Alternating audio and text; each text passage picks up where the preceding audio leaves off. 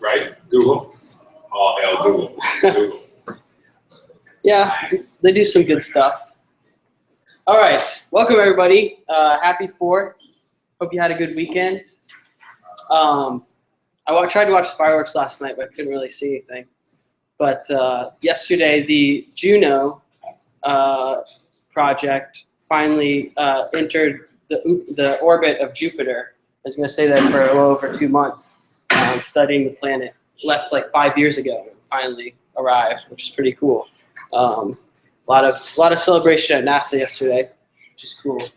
So today I'm gonna review the homework at the top. It was challenging homework. I make no bones about that. It was challenging homework, so I'm gonna go through it, review it a little bit, touch pretty hard on some of the concepts that were a little bit trickier. For instance, the higher order functions involved in the homework assignment. For each specifically. So we'll do a little bit of that.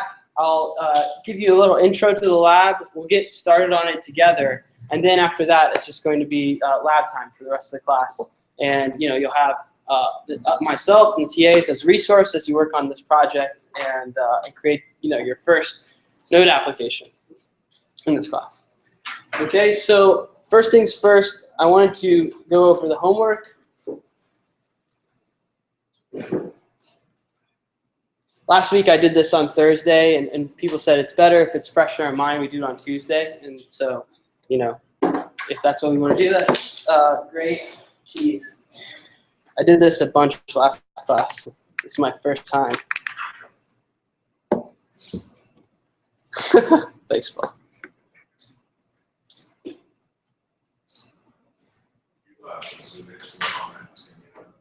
Yeah. It's a little brighter in here than it has been, I feel like. Yeah, let me switch this back. Okay, so I hope the first couple were relatively straightforward, right? The first one asks you just to count down from 10 and log each of those numbers as you're counting down. And then finally, after you count down, you say blast off. Right? And this is all just logging to the console, which is something we've done quite a bit at this point. And so here, I've just constructed a for loop. So remember, we talked about for loops being, really good for counting, especially. And here we have the for loop that starts at 10, I equals 10, continues until it continues as long as I is greater than 0. So remember, this condition is continue while or continue as long as this condition is true. And then each loop. Each increment of the loop, we will subtract 1 from I. So we'll have 10, and then I will be 9, and then 8, 7, 6, and eventually I will be 0, which is not greater than 0. So we'll skip to the next line of the code, which is console blast off. Okay? So this next one gets a little more challenging in that instead of logging something to the console, I've asked that you return the value. Okay, so remember, those things are different.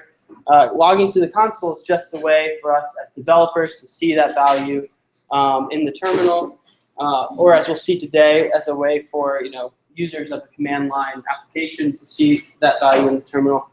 To return a value is to take some value that is scoped inside of a function and return it back out into the world so that it can be stored in a variable or in an object or any other data structure we've learned about. Okay? So here we've created this max function. It takes 2 parameters, both being numbers. It just checks to see which one's larger and returns the larger of the 2 using an if conditional there. Any questions on that one? Yeah. What? So if you want to actually test that in node, yeah, you have to add a console log. You have to see it return. Yeah, right. Exactly. If I wanted to test this by itself. And I wanted to look in the terminal to see, what the result was. Yeah, I'd have to console log somewhere. Maybe when I call it, which is what I'll do at the bottom here. Or you could add console logs in here that eventually you remove, once you have it working the way you want it to. Right, but returning something doesn't log it to the console. Yes. Firstly, you would do console log, and then you would call the function. Correct. Yes. And that would look something like this, just so I'm, for those people who are more visual. Console.log, and then I would, inside of the parentheses, I could call the function, 2, 3. And, when I ran this code now, I'm calling this function here, and, 3 is the larger of these two. I'm gonna see 3 in the console when I run that. Okay, cool. So hopefully still pretty straightforward. This one, similar to the last, just instead of working with numbers here, we're just checking the length of strings, right? How many characters are in 2 strings that are passed in. So A is a string, and B is also a string. If A has a longer length, then we'll return that string, else we'll turn the other string.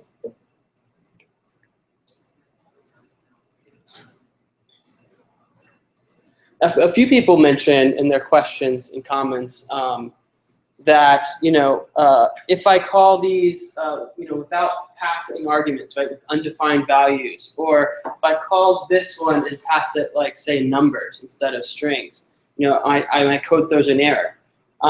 Yeah, that's right. Here we're assuming that the function is called in the way that it's intended to be called.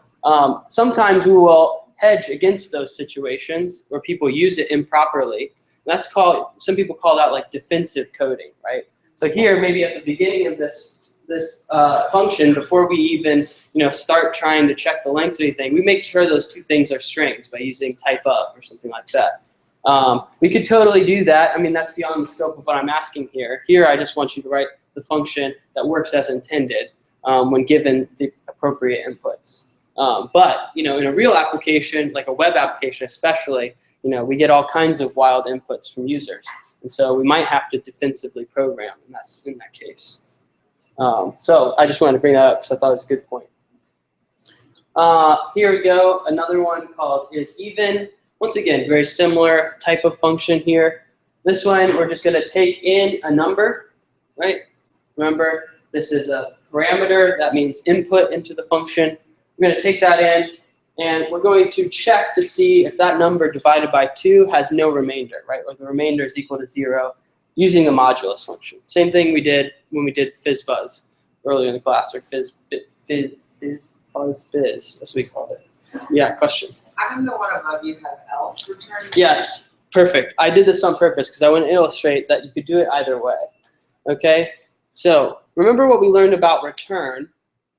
Return means not only return this value from the function, but also when we hit a return statement, the function stops executing, right? Function stops whenever a return is encountered. Okay, so if we have this if else, right? Well, this one we know it's going to either go to this or this. Okay, so it's definitely going to either run one of these, and one of those returns will happen. Okay, so this makes sense. This is a little different, right? This is saying, okay, if this is true, run this. And then, if this weren't a return, this would run either time. But because we're returning right here, this function, if it gets into this if, will never run any further. Okay? So this is basically the equivalent to this. So we run this line. If it's true, we'll go here, right? If this line is true, we'll go here, and we'll return, which means the function stops executing. Okay, so we jump out. If it's false, we'll go here, return false, and jump out. Okay, so it's the same thing as this. We could have put an else here and put the return in there, but we don't have to because we're returning in this if statement. Okay, so this is a pattern you'll see sometimes. Yes? If you're doing while statements and you have ifs and else's, do you have to put the else, or can you always just put the... So it's different in a while statement because, unless you're returning within the while statement. So this only works because of this return statement, which stops the execution of the function. Okay, that's the only reason this works. Yep. I got a question. Yeah. So like I ended up putting console log true, console log false. Is it better just to use just like the true, false, like Boolean instead of the string? So here, instead of return true, you did console log true? Yeah, so those are 2 different things, right? So returning something and logging something to the console are 2 separate and different things with different purposes. Console logging something is just to show it in the terminal for you as a developer to see, right? Returning this value means whenever I use this in code, I can get the value out of that function. If I were to change these to console logs, I wouldn't be able to get that value out. And my isEven function would log something, but I wouldn't be able to use it in my code. Okay? You could do both, potentially, would be fine. But generally, you know, console logging is typically just for like debugging purposes. Yeah. So if you wanted to get the value out later, it would be called the function isEven because we returned it. So whenever Right. you call it again, it'll be whatever was returned. We wanted to get the value out, right? We would call isEven, and we would pass it an argument here, right? And because it has a return, we can assign the result of this function call to a variable. Okay. If I change these to console logs, when I did this, even would always be undefined because this function isn't returning anything. Okay. So again, if I change this line and this line to console.log true and console.log false, then even here is always going to be undefined because we're not returning any values. Okay. So in order to get that value out, in order to store it somewhere, we have to return it.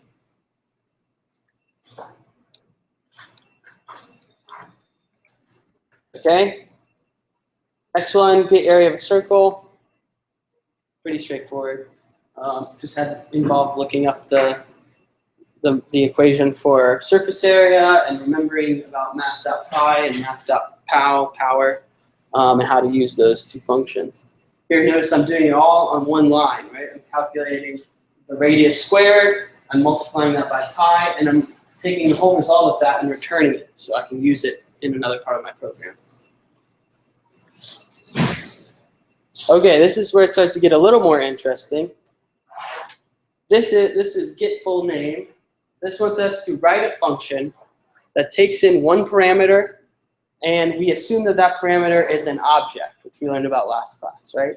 Object, again, is that data structure that has keys and values. It's similar to an array, except for rather than accessing something with a number index, we access it with a string key, okay?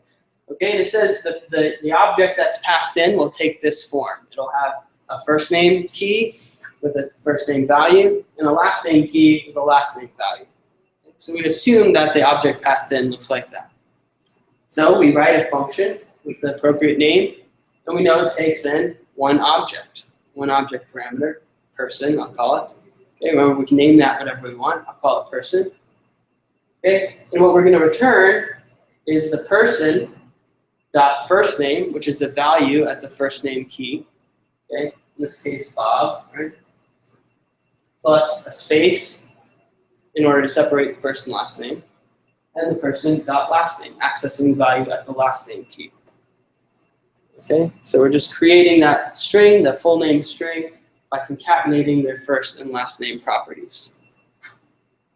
Questions about that? You put the object inside of the function. Well, I could do that. So you're saying like this. Oops. Person equals, and then this. Yeah. So I can do this now, and then I would not have this, right? So now what would happen every time I run this function? It would always be Bob Evans, right? Right? So what we're doing is we're parameterizing. We're making this more generic by taking this variable out of here and making it an input to the function, right? So that's what we're doing with functions when we talk about parameterization, making them more generic, more reusable. More questions about this? Okay. This one was a little kind of a tricky one, but if you looked up the right things and used them properly, or did a fair amount of Googling, you could probably figure this out pretty easily. There's other ways to do this, by the way. Lots of ways to do this. This is a common interview question, is write a function to reverse a string. They don't.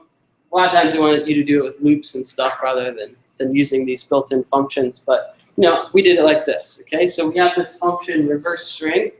It takes in a string there, A. We'll call it parameter A. That's a string. If you did what it says and looked up split for a string, you'll notice that split takes a string and splits it or explodes it into an array. So if we split on the empty string, it'll take every character of the array of the string and make them items in an array. So what that looks like is this. If I have hello, when I split it, I have an array. I should make this font a bit bigger. I have an array with H, E, L, L, O, right? So I'm splitting the string, and the thing I'm using to split is just the empty string, which is in between every character. Okay, so that's a little, weird to think about. But what we're doing is just splitting the string. This is how we can take each individual character and make them items in an array. Okay? Well, when we have them in array form, we know that the arrays have this function called reverse. That one we learned about way back when we were talking about arrays. Right? And that will just take this and reverse all the elements in the array. So we'll have O, L, L, E, H at that point. Oops. Right? So we've split the string, we've reversed the array, and then finally we join the array back on the empty string, and we get the reversed string. Right? It's just a clever way to do a string reversal, using some built-in JavaScript functions. Okay, now this is where it gets interesting, right? I think most people, have a bit of a challenge with this question, and that's expected because we talked about for each at the very end of last class, and it's this. Not only is for each a new concept, but higher order functions in general are a new concept. So what I'm going to do is I'm going to step away from this a second and talk about higher order functions again and for each again for a second before we look at this again. Okay? So here in a new thing. So last class, what I did was, and I just want to clarify what I did because some people may have misunderstood what I was doing. What I wanted to do is take this thing that's built into JavaScript, the array .forEach higher order function, and I wanted to implement it ourselves so we could see what was happening under the hood when we use for each. Okay, so that's what I was doing. We were building for each ourselves. We were implementing it ourselves to understand how that loop works when we use it in JavaScript. Now, JavaScript comes with a for each built in that we can use on arrays. Okay, and that was what I was asking you to do in that question. It may not have been clear, but that's what I was asking you to do in that question. However, to get there and to understand how that works, it's really helpful to see how that is implemented under the hood. So once again, I'm just going to show you again how for each it works under the hood, how JavaScript implements that function. Roughly, it's a little bit different, but roughly. And then we can see how to use for each specifically, the built-in version. Okay. So we talked about higher order functions. Higher order functions are functions that take as parameters other functions, right? So a regular function has regular parameters that aren't functions. Higher order function is just a function that has function parameters. Okay, and we'll see lots of them, lots and lots of them, including a bunch in today's lab. Okay, so it's an important concept in every part of JavaScript, front end, back end, everywhere. This concept is used a lot. So really grasping it fully is very important.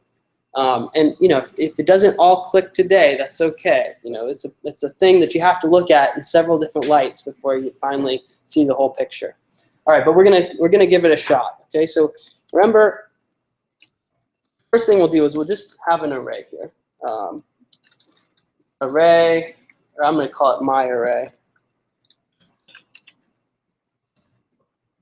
And in this array, I'm just going to have some numbers, okay, like this. Okay. Now, I want to loop through this array, and I want to just log every element of this array to the console. It's a thing that we probably know how to do at this point. It's pretty easy. And the best way to do it, usually, it's just to use a for loop, right? Where we say var I, actually, let me set the syntax here. Var I equals 0 because the array starts at index 0. We continue until I is less than the array's length. And finally, after each loop, we're just going to go up by one index until we've gotten through all the indexes. And inside of here, we are going to call console log my array at index I. Okay. So the first time we run this, I will be 0. We'll log the element at index 0, which happens to be 1. We'll then add 1 to I will be 1. We'll log the element at my array index 1, which is 2, etc., etc., etc., until we get all the way through. Okay. All right. Well, this is cool. This totally works, but it's a lot of typing, right? And if anytime we can reduce typing, that's generally a good thing. And so we'll do that, right? And the way we can do this is by taking this very specific loop here, a loop that's used to log things to the console, and we're going to make it more generic.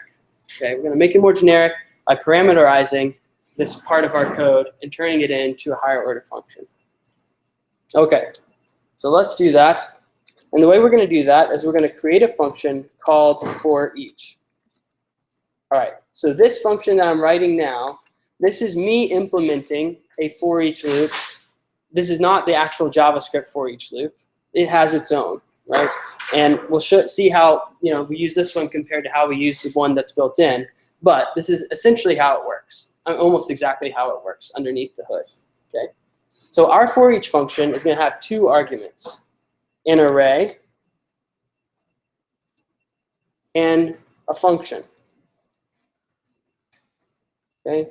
So remember, every parameter has a type, right? A type that we should have pretty well defined when we're writing our function. We should know what type that's going to be or what types it could be. Here we're saying this function for each, the first parameter should always be an array. The second parameter should always be a function. Okay? Questions so far? Okay. Pretty good, right? So now, how do we loop through an array? Well, we have this array here. We know how to loop through an array. So we'll just build that loop.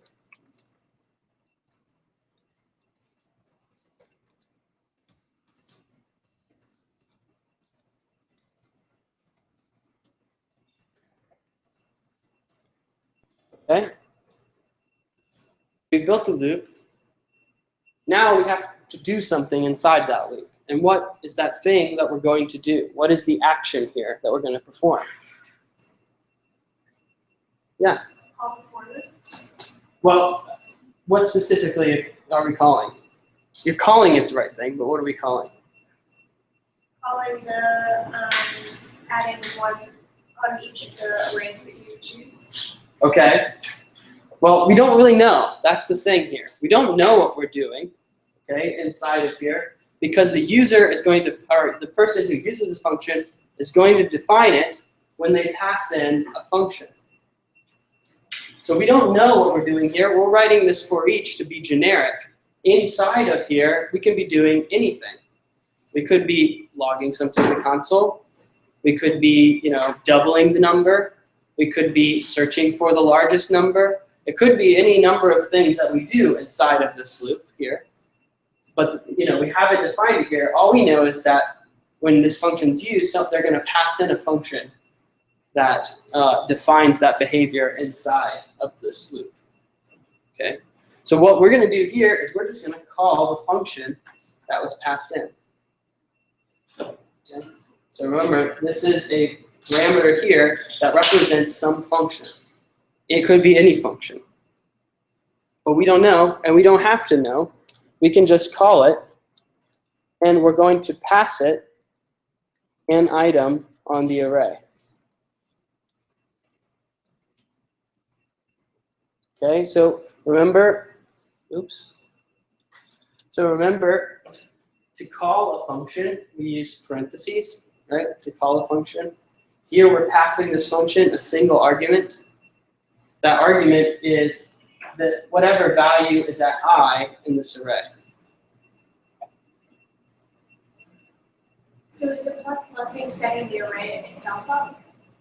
So the plus-plusing, remember, happens after each loop. So we're going to run this the first time. I is going to be 0. So we'll call this function and pass it the value at array at index 0. We'll then add 1 to I. We'll then run the loop again. We'll call this function again. This time, we'll pass it the array value at index 1. We'll add 1 again. We'll loop again. This time, we'll call a function and pass it the value of the array at index 2, et cetera, until we've called this function one time for each element in this array. Okay, so we're going to call this function one time for each element in this array and pass it each of those elements.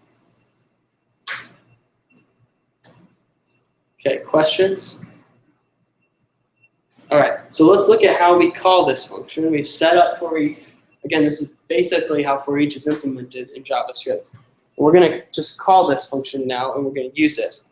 So the way we call a function, remember, is to use its name in parentheses. This function here is expecting how many arguments? 2. And what should the first argument be? An array. What array do we have laying around that we could use? My array. Yeah, so we'll just pass it that one since we already have it defined here. We could instead, pass, 1, 2, 3. That's an array too. We could do that as well. Remember, this my array is just a function. It's just a variable that represents that array. Okay, what's the second argument it expects? A function. Okay, any function. So what function might I pass in if I want to replicate this behavior? Yeah, console.log. Console.log is a function. Okay, see this? I'm using a name here and parentheses, and I'm passing it a value. In this case, my array at index I, right? Log here is a function. There you see that? Anytime when we use a name and we use the parentheses after that name, like this, that means that thing is a function. So console.log itself is a function. So in this case, we could just say console.log. Now, notice what I've done here. I haven't put the parentheses on. Why is that? Using it as an argument. Well, not necessarily. I could call the function and use its return value as an argument. But what I want here is the function itself, not the return value. If I were to put the parentheses there, what I'm saying is pass in my array and whatever console.log returns. We know that console.log returns undefined. It returns nothing. And so that wouldn't be helpful. Here, we want to pass console.log. So the difference between this and this, if I were to use a metaphor, right? This and this. Oops, oh, now I'm all messed up. And this, right? Here we are using it with the parentheses. Here without. Console.log by itself, you can think of that as like a factory, right? That's a factory. It's something that makes something or does something, and its job is to produce a result, right? With the parentheses, that is whatever the factory makes, okay? So when I call that, say this, console.log is like a car factory, right? This is the factory itself, the building, the people that work in it, the machinery, all of the stuff that goes into making something. When I use the parentheses, that's calling it, and that's the car. Okay, so that is the result, the return value of the function. Right here, what we're interested in is the function itself, because this is going to become func. Okay, and then on this line, we're going to call it using the parentheses. So in a sense, becomes console.log. Yes, when we pass it in as an argument, func becomes console.log, and on this line 10, we call console.log by passing it the value at array index I. Okay, so in your mind, what you have to do is you have to do this, right? See, okay, when we call it this way, remember, it becomes this, which it goes there. And now you see how that's the same as this? So you're saying the function parameter doesn't technically get like a name until you're calling for each. Right, this never gets a value until you call it. It never gets a value until you call it. Right here, we're just defining a function. It doesn't have a value at that point. It's just any theoretical function that could be passed in. It doesn't get a value until we pass it in as an argument and we call it. Okay, so we could use console.log here. We could also define our own function called, we'll call it double, that takes a number and console.logs, we'll just do console.log for now, that number times 2.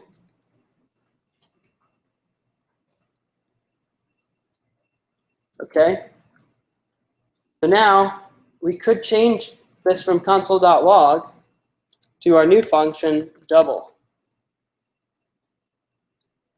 Okay, oops, sorry. So what we've done here, right? Console.log is a function, right? Double is also a function. This is one that we've defined here. Now notice something about this function we've defined. This function we defined takes one parameter. Why does it need to take one parameter? Because when we call it up here, we pass it one parameter, the value in the array at that index. Okay, so again, what we're doing in our head here, when we call for each or my array double, is we're taking double, we're putting it here, and we're putting it there. Right? And now we can see that we're calling double and passing it each element on this array. So when we run this now with my array, we'll get 2, 4, whatever, 6, whatever all the doubles are. Okay? So again, got this function here called double. We're passing it in here. Notice we're not calling it here, because if we call it there, we can't call it again here. We've already called it. We've already gotten the return value out of it. In this case, because we haven't passed anything, it's going to probably be nan, not a number, because we haven't actually given it a parameter there. But again, we could do this, right? That wouldn't be what we want, because this is calling that function, and then we replace it with whatever this function here returns. In this case, because it's logging something and not using the return value, this becomes undefined. And now, when we try to do this replacement in our head, func becomes undefined. We try to call undefined. And now we've got an issue, right? Because we can't call undefined. It's not a function. Did you have to pass like an argument though into number, into number? So we don't have to. We could do this. But now we don't have access to that element in the array anymore. So now we've, half of the value of a for each loop we've lost because we don't have that anymore. We could just console log 2, and that would happen, each time we did this. So it'd log 2 once for each thing in the array, but that's not especially helpful. So most for each functions that are passed into the for each loop, have one argument or parameter here, because that parameter represents each element in the array as we're going along.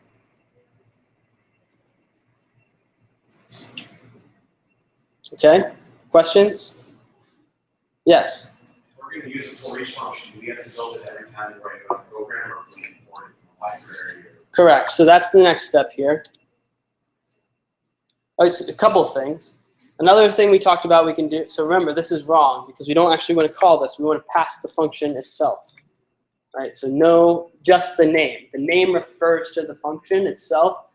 Using the parentheses is calling the function and getting that return value. Okay. All right. So we could do it this way, and the next thing we learned about was we could also just take this function and put it there where its name is, right? Because that name double is just representing this function itself. So we can just replace the name with the whole function in there.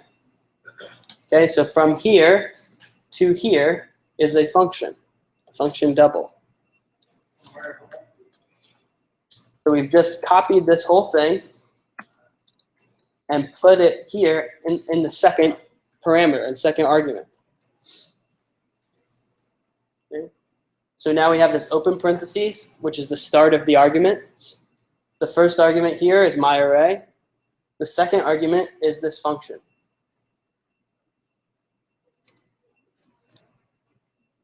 Okay.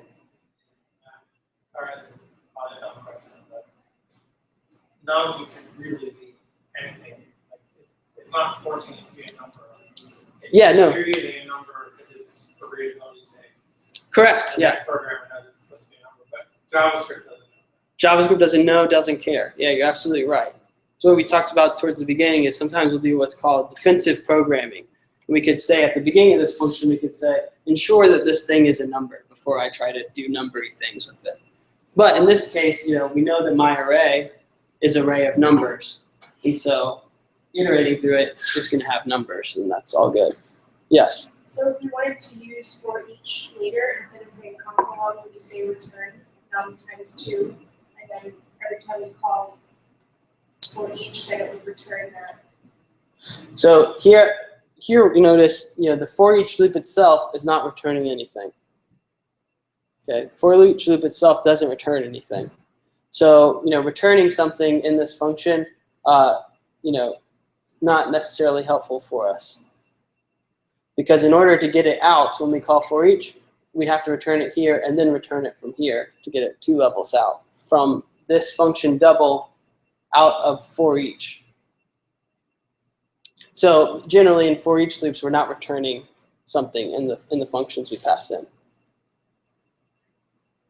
Okay, the next thing we learned about is we can actually just drop this name now and make it an anonymous function, because the only place we're using it is right here as an argument to this function call. Okay, so again, this is the same function. We've just gotten rid of its name because we don't really need it anymore, and that's called an anonymous function. All right.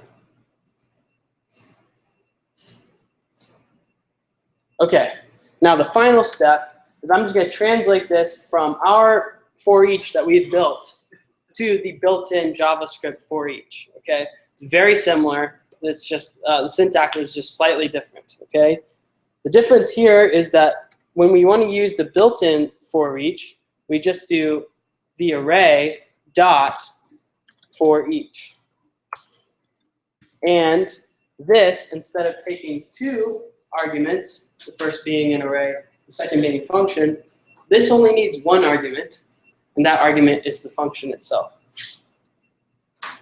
And so we can just take this function that we've created here, and we can just put it in there. Okay?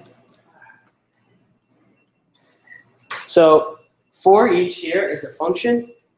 It's a function that takes 1 argument. We're calling it by using the parenthesis, and we're passing in a function. No. Yep.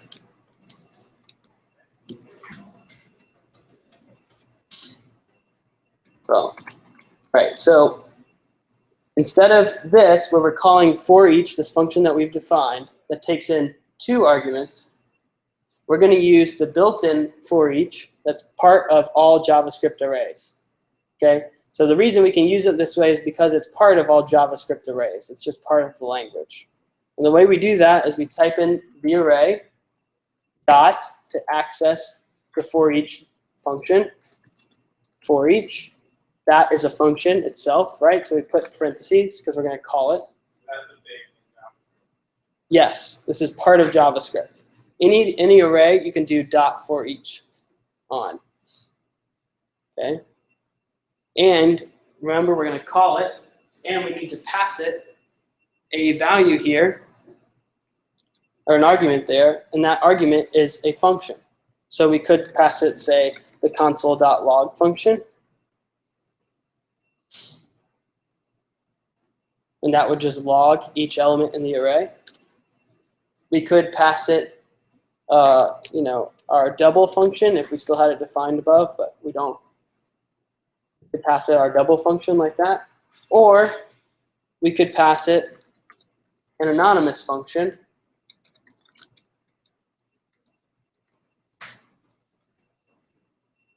That does the same thing as our old, as our old double function. Okay. Oops. Keep doing that. So again, this is our array.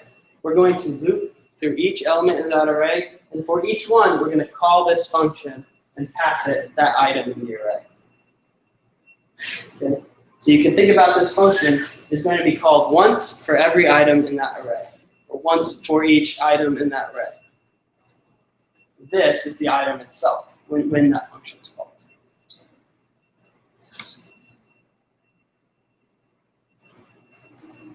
Okay.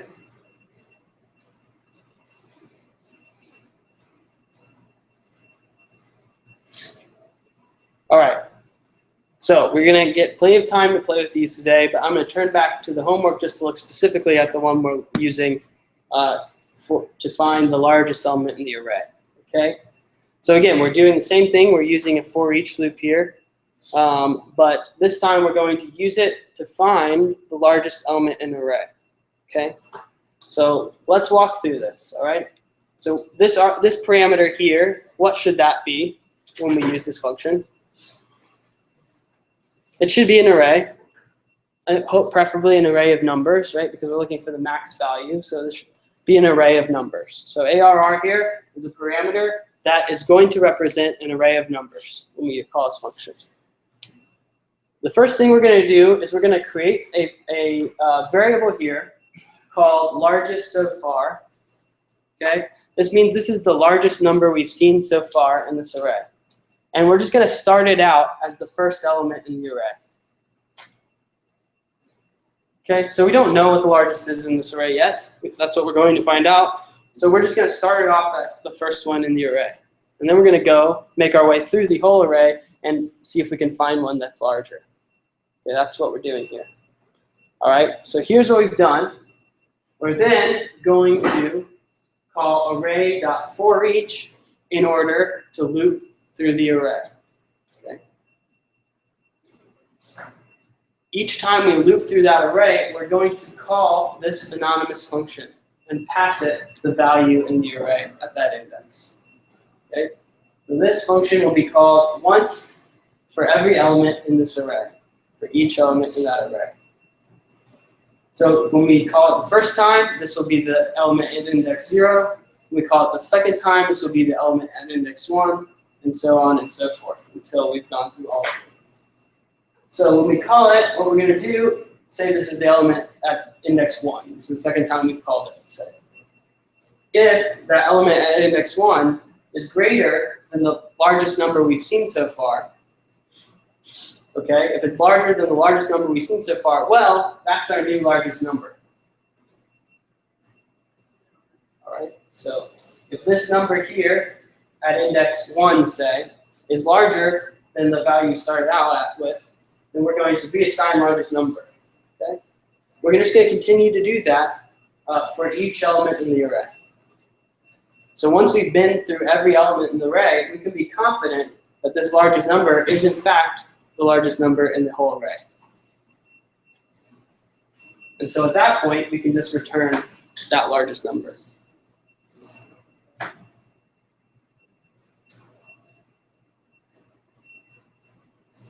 So again, this is an anonymous function here. It's going to be called once for every element in that array. The first time it's called, num will become the element at index 0. The second time, num will become the element at index 1. The third time, num will become the element at index 2, etc. Yes? Were we able to do this in the construct of the for each function 0? Yes. Yes, we could have done it that way. We would have had to define that function first. So yes, if we could have done it with mine, but the syntax would have just been a little different. It would have been for each array and then anonymous function. Right? It's just different syntax, but it's essentially the same thing. Don't we need to return this out? Right, so we could do that instead. This isn't returning anything, right? It's just reassigning the value of largest number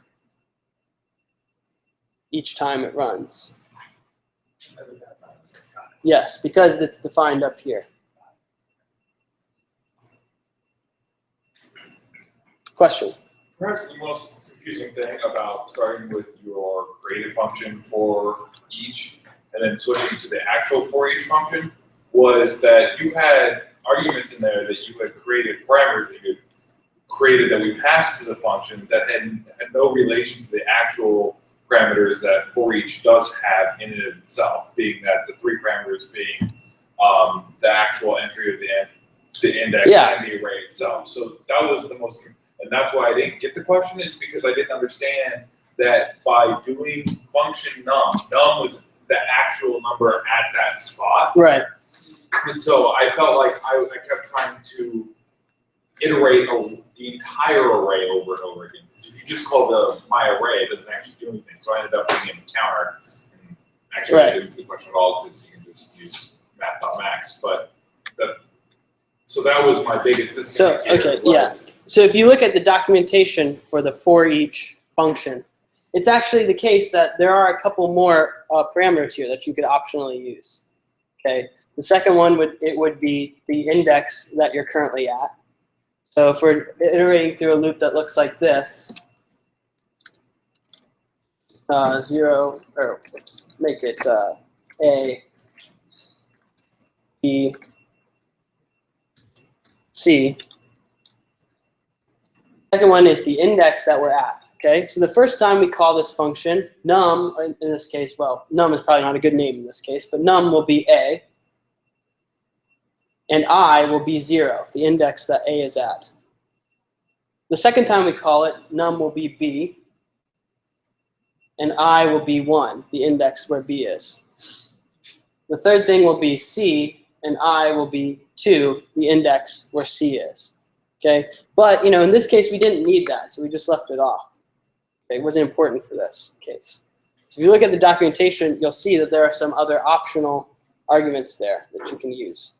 But in this case, we don't really need them, so I left them off to not overcomplicate, but apparently it didn't help. Just because when you first created the for each function in order to explain how the for each function worked, those arguments are not synonymous with the arguments that are built with the actual for each function. Right. The only difference, though, is that the array is not an argument. Oops, sorry. The only difference is that the array moves from being the first argument to being actually before here. That's the only difference. That was confusing. Yeah. So what I wanted to demonstrate was how that was implemented underneath the hood. But, okay. Any more questions about this? Yes. So I see in the starter code there's also a file called for each.js where you're supposed to use this function to iterate through an object.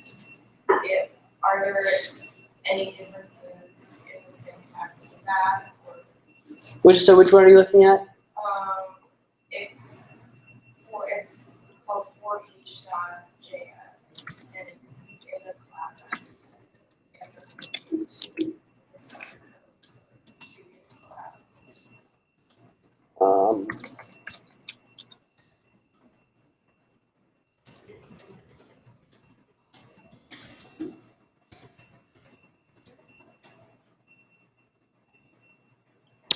Right. So this one. Yeah, the list of planets. So notice we're not iterating through an object. We're iterating through a list of objects. So the syntax here is exactly the same.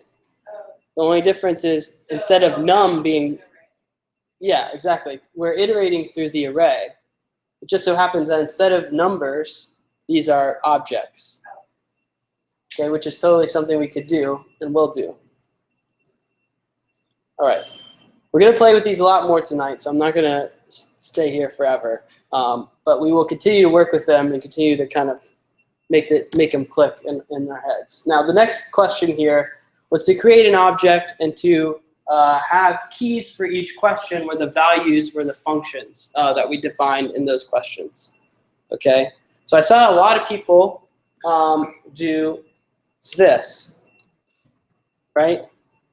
Instead of this. Okay, so a lot of people put these parentheses here instead of putting just the name, right? So could somebody explain to me the difference between having just the name here and having the parentheses there? Yeah. Right. So in the case of Q0 and countdown, if I had put the parentheses there, what would the value at Q0 be? So remember, countdown logs something to the console. Yeah, go ahead. Correct. Our countdown function, remember, logs something to the console. It doesn't return anything. So when we call it, okay, it's not going to return any value. It'll be undefined. And Q0 will have a value of undefined. Here, what we're saying is we don't want to store the results of countdown in Q0. We want to store the function itself. Okay? We want to store the factory, right? The blast off factory in Q0. Okay, and we do that for all of the functions. All right? And then once we have them all in that object, all of the functions themselves in that object, we can then use that object to call the functions. Okay? So here, we're calling that countdown function by getting the value at Q0, which is the countdown function itself, and then using parentheses to call it and do the action. Or make the rocket ship. Make the thing. The rest of them, remember, return values instead of logging them to the console. So when I call those, I just wrap them in a console log so that I can see them in the terminal as they run. Okay? So here I'm calling the max function we defined and passing it two numbers. Here I'm calling Q2 hello world and passing it two strings. Here I'm calling Q3, passing it number 9, which is even. So this whole statement here will log false because 9 is not an even number. I can get the area of the circle by calling Q4. Yep. So why wouldn't it be like Q4 dot get area of circle parentheses? Right. The reason is because what we're saying when we say .Q4, we're saying get the value stored at the key Q4. Okay, so Q4, when we do .Q4, that is the value stored at the key Q4. The value stored at the key Q4 is that function. Okay, so the only way we can use dot notation is if it is a key. Right here, the area of circle isn't a key; it's a value. It's the result of dot notation. Here we're calling Q5, which is the get full name, and we're passing to that an object. Okay, so remember curly braces are an object, key value, key value.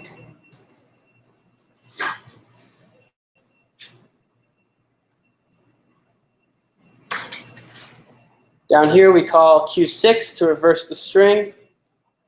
We're just passing in hello world backwards. And finally, Q7, to find the maximum value in an array, we just pass in an array.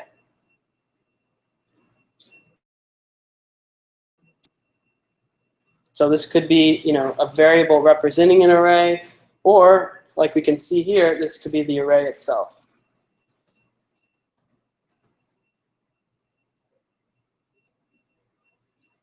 All right. So look this over. Keep thinking about it and trying to make sense of it. Change things, mess with it, see if you can make stuff happen, and eventually, hopefully, it'll start making a lot of sense. Okay. So now to the matter at hand. We're going to go ahead and get started on the lab. We may or may not finish today, and if we don't, we can, we'll continue it on Thursday. But we're going to get started now. And to do that, I wish go ahead and open your terminals, and we're going to go into the class repository. But before we do this, are there any other just like general questions about the homework? Or anything else? Okay, cool. So just a disclaimer, at the family reunion thing I went to this weekend, somebody bought like a VR headset, the Gear, I think it's called the Gear VR, yeah, the Samsung one.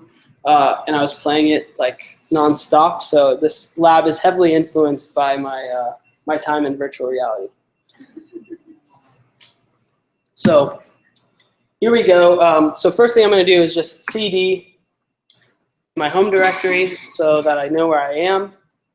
And next we're going to CD into documents where we keep the code, where I keep the code.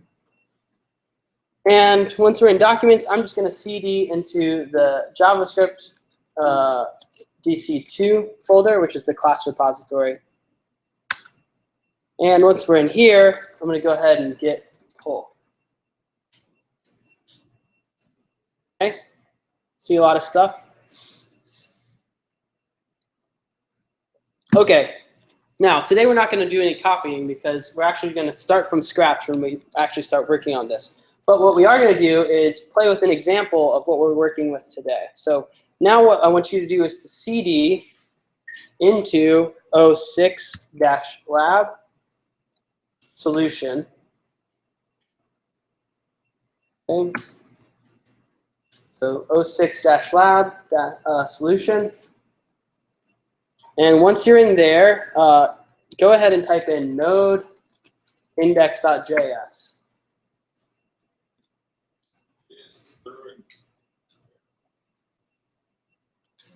Did this work for everybody? Anybody get an error?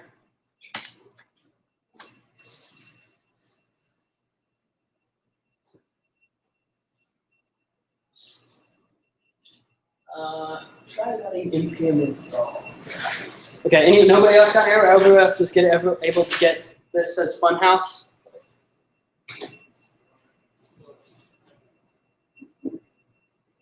So we're just git pulling and then CDing into 06 lab solution and then running node index.js. In a second, if you're still not able to get it, I'll come around and help you, but I want to get everybody else started. So this is a little text-based game. This is what we're going to be creating today. A different one, but this is an example of what they will look like when we're done. And this one also happens to be like a little bit of a review quiz. So what you're going to do to interact with the game is you'll just hit enter to produce new text, and you can keep doing that. And you'll see this little description here. You can read it.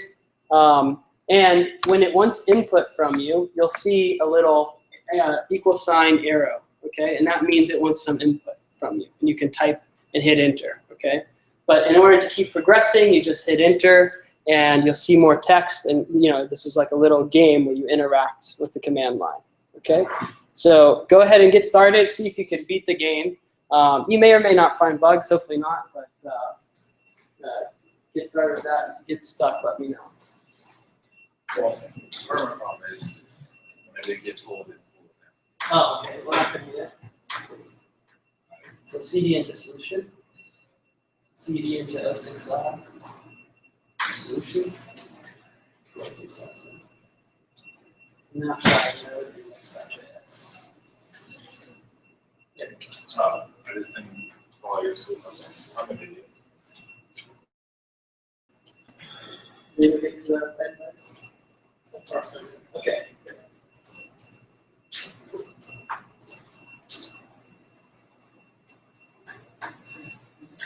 If there was an error or something like that, you can just try to run it again. And so here, one, two, oh, sorry.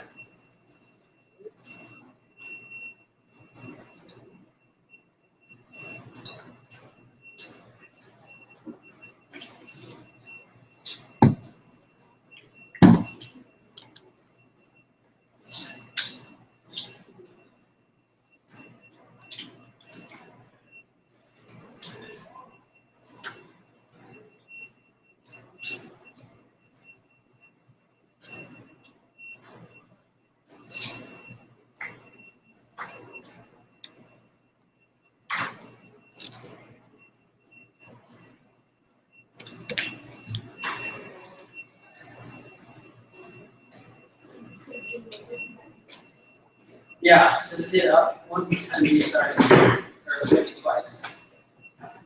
Until you see the index again. There you go. So that means I was wrong. Yes. It said it's Correct. That's false. so I said this must be true because that's so right. So remember when you have an or statement, in order for the whole thing to be true, they both I have see. one or the other. I see. I was picking which one at the time. Yeah. Okay, cool. Thank you. Well, I guess that's not the right answer. Your apple smells good. Yeah. So it is or against no. It's asking again.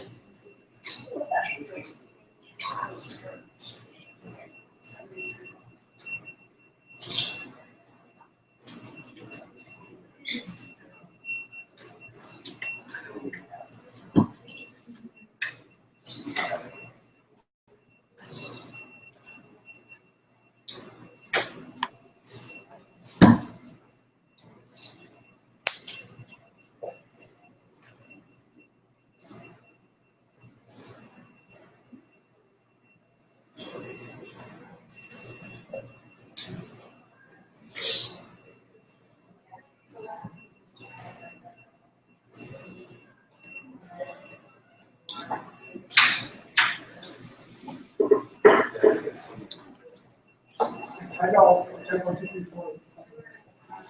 Well, from this. Oh. So if you look at the function. Will it,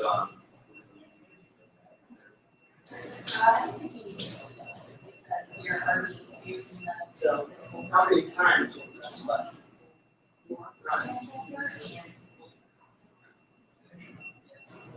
Oh, I think it should be. No, it wants you to. So this is saying you fully press button once for each iteration. Oh, It's worth So how many times does it want you to press? it. It should work. It's not. It's not.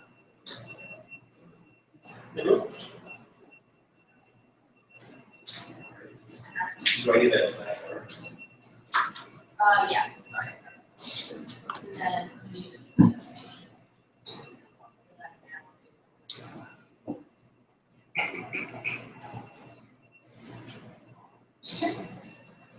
This is all. So it's, JS work.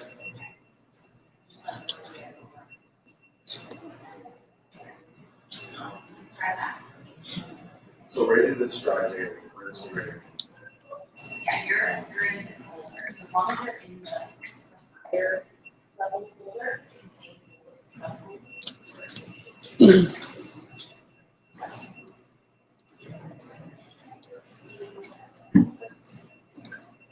subfolder.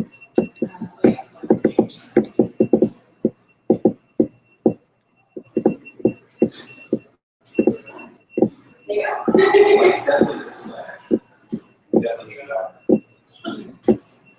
Yeah, and then you Getting more and more to understand this. Yeah, I actually found it. So, like, you see that?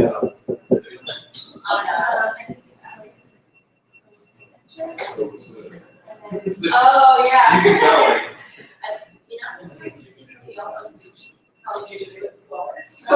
I don't even know what's in this. It's like, Yeah, function. Enter what value C would be, right? Function. No, it's supposed to be human function. Gotcha, so it's C. Yeah.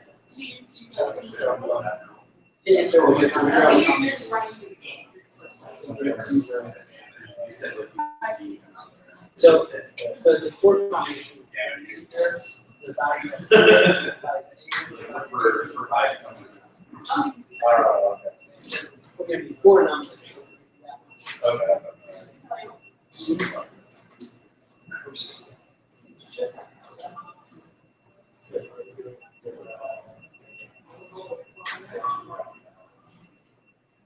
Nice. Well, so we're going to take a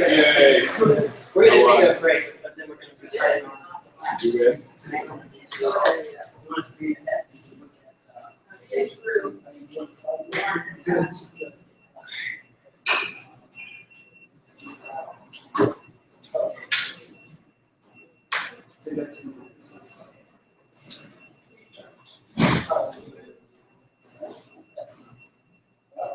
That's right.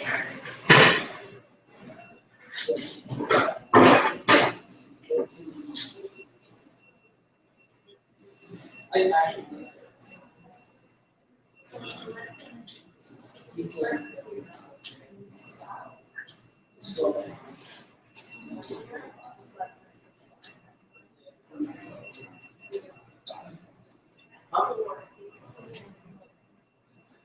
okay. In the interest of time, I'm just going to start doing the game up here, and if you haven't finished yet, you can follow along. So we read this introduction. It's talking about this, eccentric billionaire, crazy guy that died and made his house into like a game that, if you win, you get all the money. And so the first thing that happens is some like AI asks you what your name is when you walk in, and you're going to give it. And you'll see that I entered that value, and then it's going to use that value to interact with me again. So obviously, we had to store that value somewhere in the program in order to use it. Okay, so he's going to taunt me, and then it's a series of puzzles, basically. So here I see this Boolean algorithm, this Boolean algebra here with an OR statement that's saying, okay, basically what we're trying to figure out here is, does this statement evaluate to true or false, right? And if it evaluates to true, we go in the right door. And if it evaluates to false, we go in the left door, right? That's essentially what this is asking. Well, we know in order for OR to be true, one or the other thing has to be true. We know that 78 is not greater than 90, 90, so that's false. Also, ABC with a capital A is not equal to ABC with a lowercase a, right? So that's false. And so we choose left door, which is the door that is marked false, okay? So we're going to go into this next room, and this next room is, empty except for a single red button, and a for loop appears that tells us how many times we're supposed to press the button, right? So basically what this for loop says is press the button, right? It's a human function instead of like a code function. Press the button once for every time this loop will iterate, right? Once for every time this loop will iterate. So how many times does this loop repeat itself? Yeah, 5 times, right? Starts at 0, goes to 1, 0, 1, 2, 3, and because this is less to or equal to 4, right? And that's a total of 5 times since we start at 0. And so if I put in 5 here, we'll see 1 press, 2 press, 3 press, 4 press, 5 press. If you think about how that might work in the code, that probably was a loop itself, right? Of some sort in the code. And so we have this, and we see the next thing happens. The lights turn off. We slide down into another room. We crawl around. We wait for eyes to adjust. We see a few things in this room. 3 keyholes, a door with 3 keyholes, a table, and a chalkboard. Okay. we finally notice the safe in the corner, and there's this function etched into it, or this set of code, right? So this may have been a little confusing, but what I was asking you is for a four-number combination, right? Enter the first number, enter the second number, enter the third number, enter the fourth number, okay? With whatever values that C, A, and C represent right here, okay? Well, let's look at A first, because that one's pretty simple, right? Well, we see A is actually defined 3 times here. One's here, and one's here. Notice where this enter is. Enter is outside of this function. It's also outside of this function. So thinking about the rules of scope, we know that this A cannot escape this function. This A cannot escape that function. And thus, down here, outside of both of those functions, we know that A must be 1. Okay, so we know A is 1. That's good. Now, what is C? Okay, so what we're saying here is C is the result of calling the B function. Okay, here we have the B function defined. C is the result of calling that function.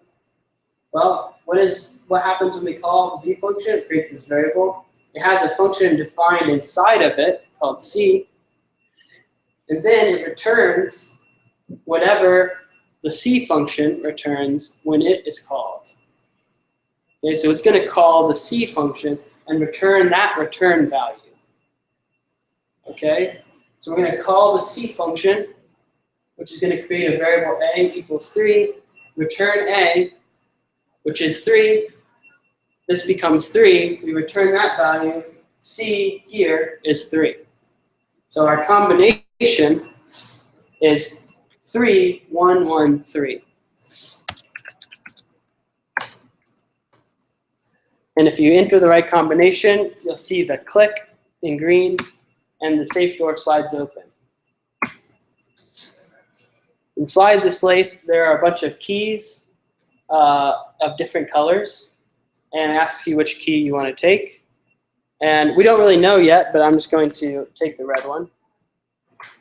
So that says I take the red key. And then it asks me, where do I want to go next? Okay, so now we get to explore this room that we're in. Since I know how the game works, I'm just going to go to the chalkboard. Okay, so I go to the chalkboard and I see something scrawled on it. It's another function here. So this says function, try the door, and it takes 3 parameters, slot 1, slot 2, and slot 3. Okay? What do we remember from the description earlier?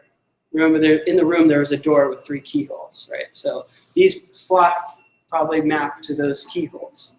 And it says if slot 1 is red, and slot 2 is white, and slot 3 is color 3, then unlock the door. Okay? So this tells me I probably need to take that red key I grabbed and put it in the first keyhole. Okay, so I'm going to try to do that. I'm going to go to the door. There are 3 keys in the key. There are 3 keyholes on the door. Slot 1 has no key. Slot 2 has no key. Slot 3 has no key. Which slot do I enter the key into? Well, we saw up there, slot 1 should have the red key. So I'll enter 1. I now have no keys, and now I can walk around again. Okay. Well, I know the second keyhole is supposed to have the white key. So I'll go ahead and just do that. Take the white key from the safe, walk over to the door. Slot 1 has the red key, slot 2 has no key, slot 3 has no key. So I'm going to enter the white key into slot 2. Now I have no keys. Now I don't know what color 3 is. Remember, because that function said red, white, and color 3, which I don't know what that is. So I'm going to go ahead and go over to the table, because that's the last place in the room. See, the table is dusty. I could brush away the dust or walk away. Seems pretty. What? Okay. All right. I'm going to go back over the table. It's still dusty. I'm going to brush. I don't pretend this is a well-designed game. It's just a game. Brush away the dust. Underneath the dust, I see some text. Color 3 is equal to blue. Okay? And so now I know what I need to do, right? I need to go over to the safe. I need to take the blue key, Then I need to go to the door and enter the blue key into slot 3. Notice red, white, and blue, just a little thing for the holiday. The door slides open. Inside there's a 3D printer. It prints a big card. When you look closer, you see your name on it, and now you win. Okay, so we're going to be creating something like this today. A little bit different storyline, but this is basically what we're going to be working on. So go ahead and take a break. We've been at it for an hour now, and when we come back, we'll get started on your own node game. So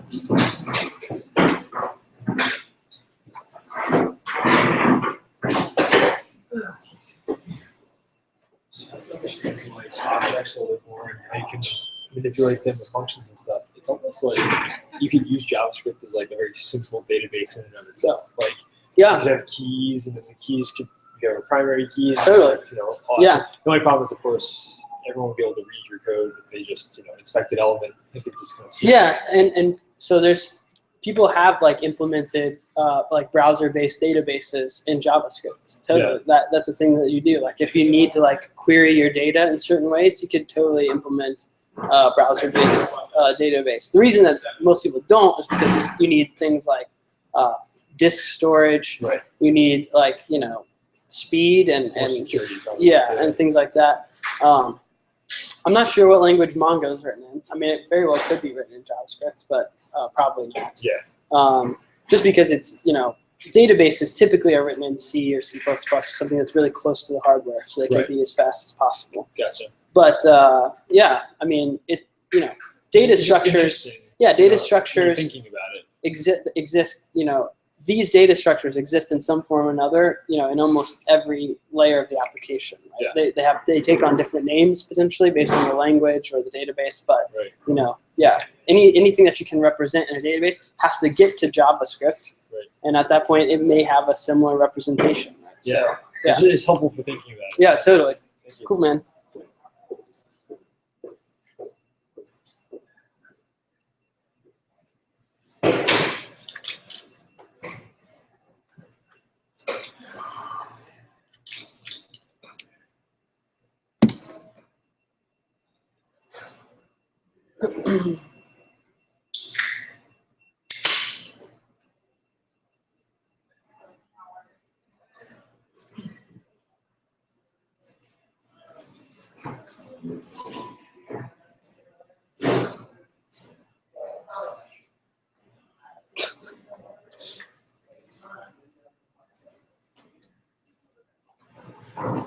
How you win. Your answer should have been just okay.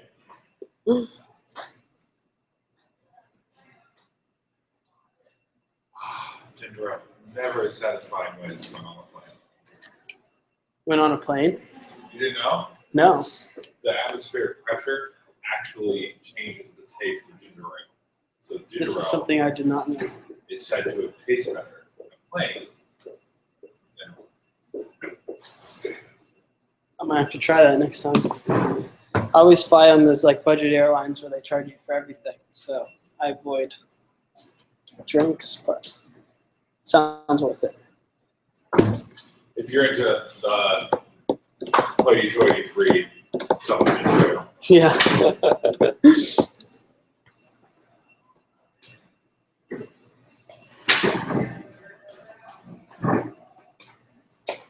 Sneak in a ginger ale.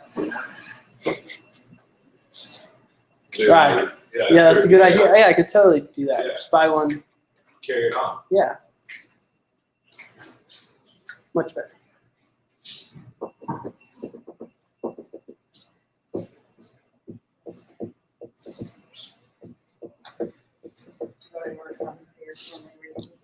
Massanutten. Okay. It's fun. I mean, it's mostly just like There's not like a ton to do. no, like mostly all we do is drink and play games. That's all right. So, but that's fun.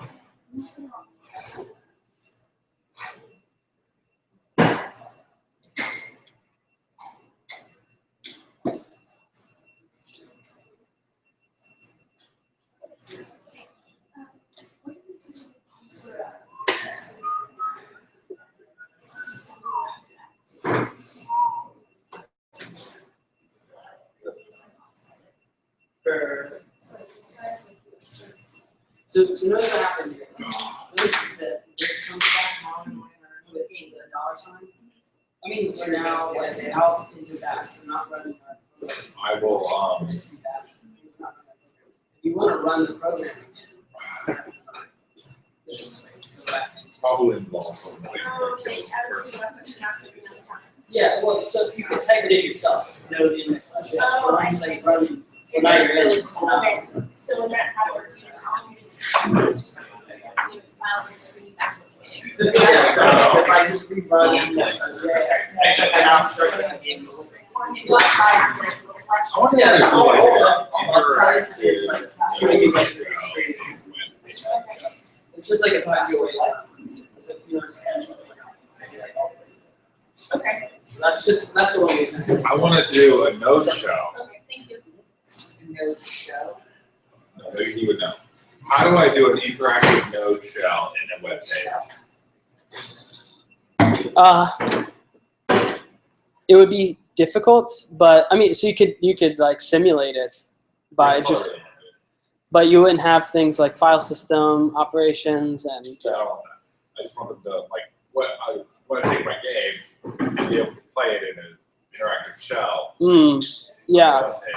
you'd have to change the method that you communicate with the interactive shell. So like the way that we prompt somebody is by writing the standard out, which doesn't exist in a web page. So you'd have to, change that to like updating HTML or something. But you could do it. It would just be a little involved.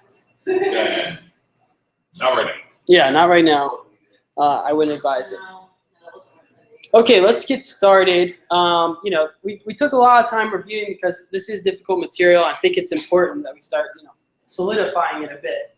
This will help. If we don't finish today, if it's very clear that we have more to do, then we'll just continue working on it on Thursday before we hop into the new material.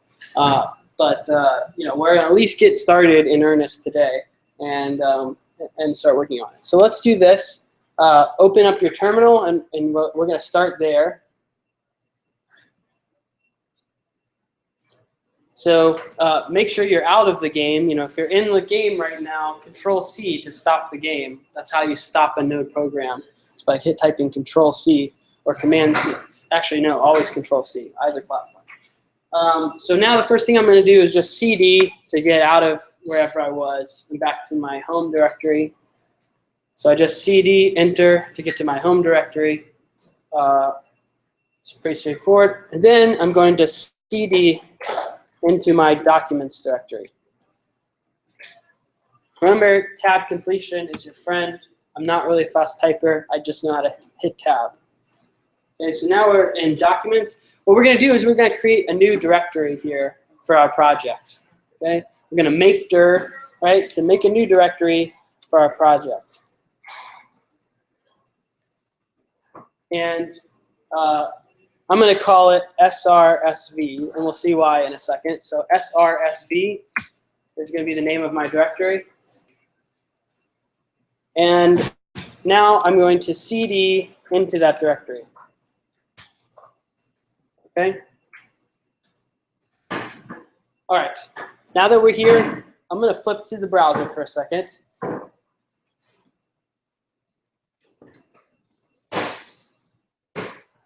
And I have a link here to the lab. And I'll post this in Slack as well.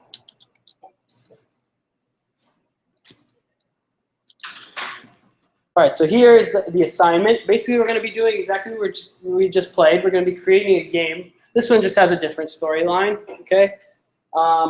This one is a space game. It's called SRSV, which stands for Solar Research Space Vehicle. And essentially, the main character here is the captain of this Solar Research Space Vehicle. And the aim of the game is you are going to go out, explore planets, and meet 3 different alien races and bring back artifacts from their culture to Earth. Okay, and if you're able to bring back all those artifacts without running out of fuel, you win the game. Okay, so that's the game that we're creating. And here, I didn't want you to spend a lot of time like imagining storyline and stuff. I want you to actually be coding. So I tried to write out the entire storyline here so that you wouldn't have to think about it too much. That being said, if you want to add a little flair here and there of your own, by all means, just don't focus on the creative stuff. Don't get hung up on that. Actually work on the coding. So basically, we're going to start out introducing the game, introducing the mission of the game, and then we're going to collect some information from the user. We're going to collect their name and the name of their ship, and we're going to also tell them that they have 1,000 gallons of fuel. And for simplification purposes, in this game, we'll say 1 gallon of fuel takes you 1 light year of distance. Okay, which is absurd, but that's the way our game works.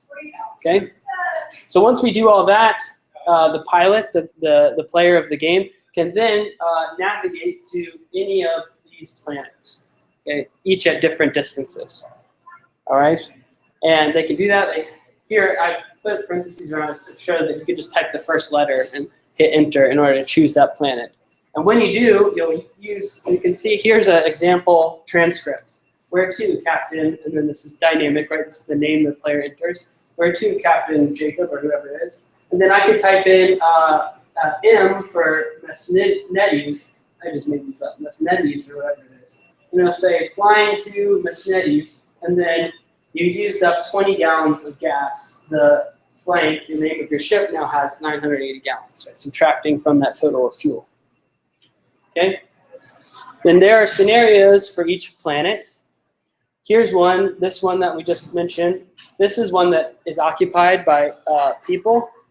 And when you get there, you get the choice to either ask about artifacts, ask about other planets, or to leave the planet and go somewhere else. If you ask about an artifact in this situation, he'll tell you, here's a Mayoan horn, an ancient Mesenian instrument, and it'll add that to your inventory. Okay, and then basically you'll keep going around. Each of these planets is well defined, or pretty well defined, collecting those artifacts until you have 3, trying not to run out of fuel. And if you do that, you can go back to Earth, and once you come back to Earth with 3 artifacts in your inventory, you win the game. Okay, so does the object of the game make sense to everyone? Okay. If you blow through this, there's some extension points here that you can build into the game that make it a little more interesting. But for now, we'll just start with this. Let's do it quick.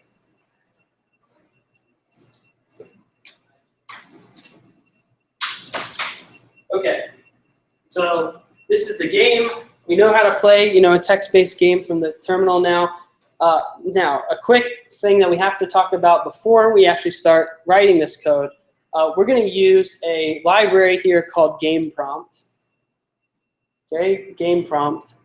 And this is a library for basically doing, the main thing that the game does, which is, writing lines to the terminal and taking in users' input as they go. Okay, so that's all this is for, prompting the user and getting a response. All right. So let's take a look at this library and what it looks like. All right. For this line we haven't seen yet, but this is how you require, or this is how you use an external library that's been installed. So here we're going to use this external library called game prompt, and we're going to store it in that variable.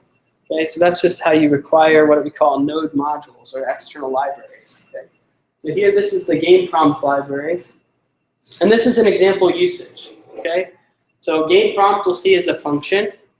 It's a function that takes 2 parameters. The first parameter is what to write to the console. Okay, what to write to the console. The second parameter is a function, which is what do I do with the response? What do I do next, essentially? In JavaScript, we often call this a callback function. Okay, so what is game prompt? What kind of function is game prompt? It's a higher order function, right? This is a higher order function because the first argument is a string and the second argument is a function, right? Because it takes a function as an argument, that means it is a higher order function, okay? So this game prompt, we're passing it what is your name, and we're passing it a function to process the answer. Okay? And here, the function we're passing it is this process answer function. which takes the answer and logs it to the console saying hello plus the answer that's passed in. So when we run this node mygame.js, it'll say, what is your name? I will type in Jacob. When I hit enter, it'll run this function process answer and log hello Jacob. Okay? So again, this function here is what to do with the input that the user passes in. All right? You can also use it to do a multi-part prompt. So in the case where you want the user to just hit enter to kind of continue down the text, you can make the first argument an array of strings. In each of those strings, the user will have to enter, and then I'll show the next one, enter. And then finally, what is your name? It'll finally then run the process answer at the end, and they actually enter their name. Okay, so if we run it like this, the output would look like this. Hello, welcome to the game. I press enter, it'll then show what is your name. I'll type Jacob, and then it'll say hello Jacob. Okay. So this library just simplifies, working with input and output to the console. All right. So now let's move back to the terminal here.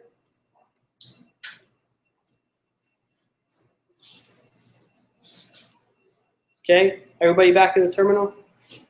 Okay, so what we're going to do, this is not just a node file that we're creating.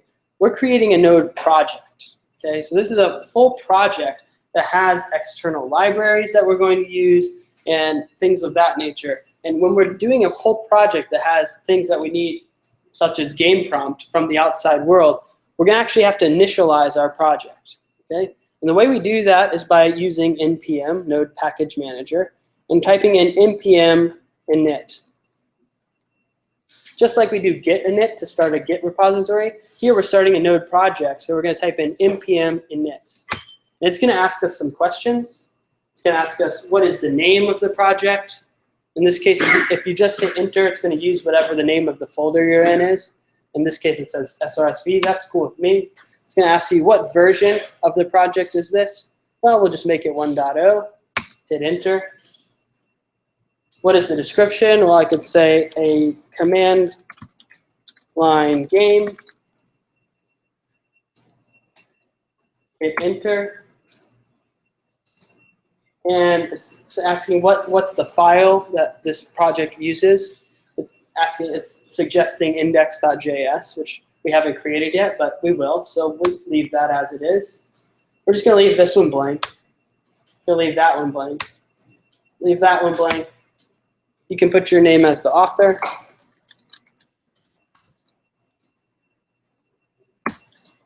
And ask you what license it is. I usually do MIT license, but you can just leave it as the default one. And then it's going to basically create this, what looks like a JavaScript object. This is going to be a file that just describes your project.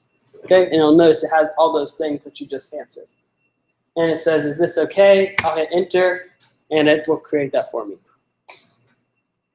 So now after I do that npm init, if I hit ls, I'll see that it's created a file called package.json. And that file is just a file describing my project. Okay, the next thing we need to do is we need to install that game prompt library, okay, so that we can use it. And the way that we do that is by typing in npm install game prompt. And I'm going to set an option --save. That option just tells it to save it in the description of my project. Okay, so I'm just going to do that and hit enter. npm install game-prompt and save. So in the other one, you had it saved first, and then Yeah, the order doesn't matter in this case. Sometimes it does. npm, the order doesn't matter. Yes. Okay, what kind of error? I'll have to look at it. Yeah, I'll take a look at it in a second, but we're getting ready to get started, so I'll take a look at it.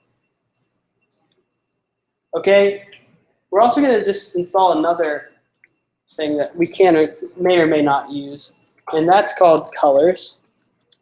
And that's how I was showing those things in like green and red when you were playing the game, was by using this colors library. So I'm just going to do npm install colors, save as well. Yes, question? So that node repository field is No, it doesn't really matter. I mean, once we do have this on GitHub, we could fill that in if we wanted to, but it doesn't really affect our project right now.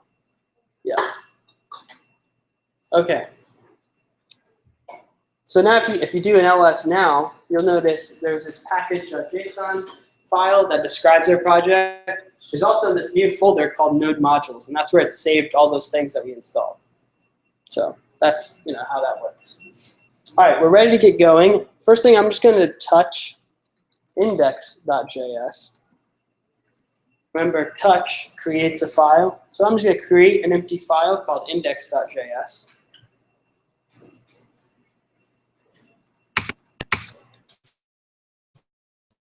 And then I'm going to subl dot to open this in Sublime.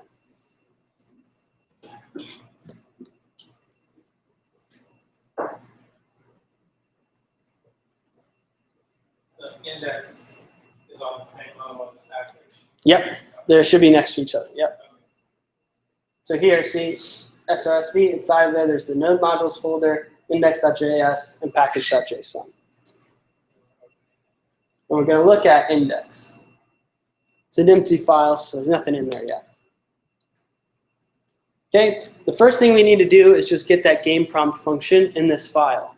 And the way we do that is by creating a variable called game prompt, setting it equal to the result of the require function on the string game prompt.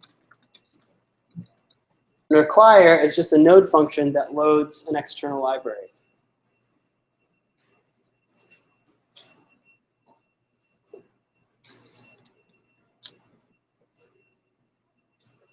Okay?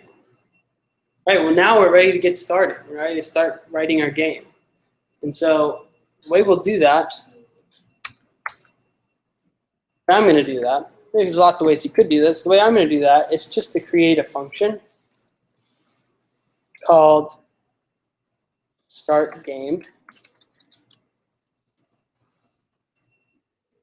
Okay. Function called start game. And in here, I'm going to use the game prompt function. Remember, the game prompt function takes two arguments. The first can either be a string or a list of strings. The second one is a function. So here, I'm just going to pass in the string that has the name of the game.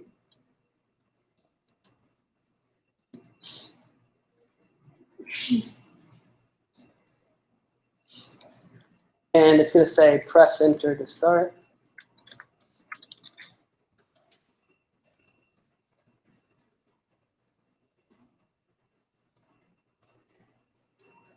And the next thing is a function, remember, that tells it what to do afterwards or what to do with the input if there is any.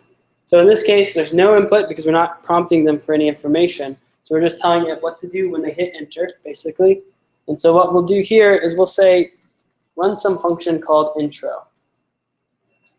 Okay, we haven't defined that function yet, notice, but we will.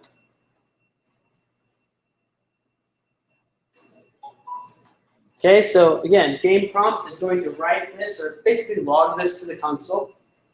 It's then going to sit there and wait until you hit enter, and when you do, it's going to run that function. Okay, so if we run this now, nothing will happen, and bad things might happen because we haven't defined intro. So let's go ahead and define a function called intro.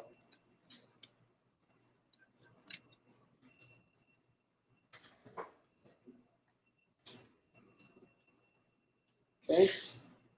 And this function is going to start introducing the story of the game. Okay. So I'm going to use the game prompt again. And first argument here is a string. the string I'm going to pass it is the description of the game. So in the lab, there's a bit of a description here that we can use. If you want to modify it a bit, feel free, but I'm just going to take it as is. And I'm going to put it as the first argument to the game prompt. Okay. This is a pretty long string, so I'm actually going to break it up by doing this.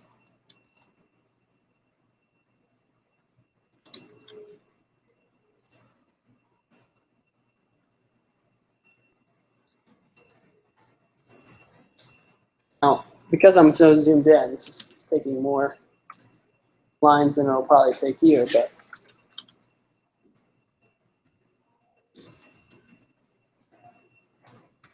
so you see what I did there? It's still all one string argument. We're just taking smaller chunks of it and concatenating them together so that we don't have to write it all in one line, because that's a pain. So the first argument is this string here. The second argument will have to be a function. Okay? That function is the next step in our game. In this case, the next thing we want to do, right, is collect some information about the player. So I'm going to make the name of this function collect info. Remember again, I'm passing the name of the function here without the parentheses, so I don't want to call that function. I just want to pass it so that it can be called when the user hits enter.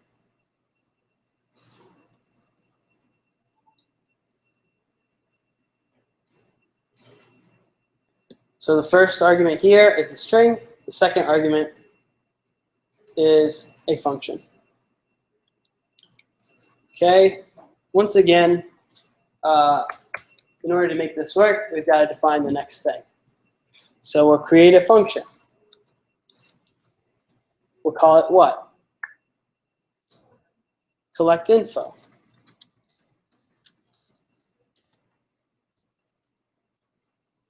Once again, this is just the introduction. We don't expect the user to enter any information, and thus we don't need any parameters here in order to process that input, because there is none yet. Once we have input, we'll need to process that. Okay, so here we're going to use game prompt again. This time, instead of passing it a single string, I'm actually going to pass it a list of strings to give to the user. Okay, and so the first thing I'm going to do is create an array as the first parameter by using the square brackets there. So remember, an array with square brackets is how we create a list. I'm just then, to make it look nice, I'm going to put it on a new line. Create a little space here.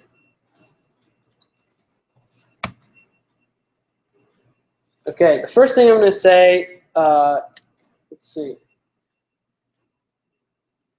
Okay, so we're going to ask for the pilot's name first.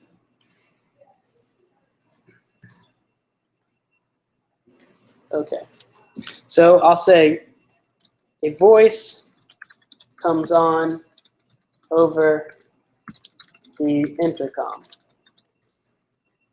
Okay, comma, new string.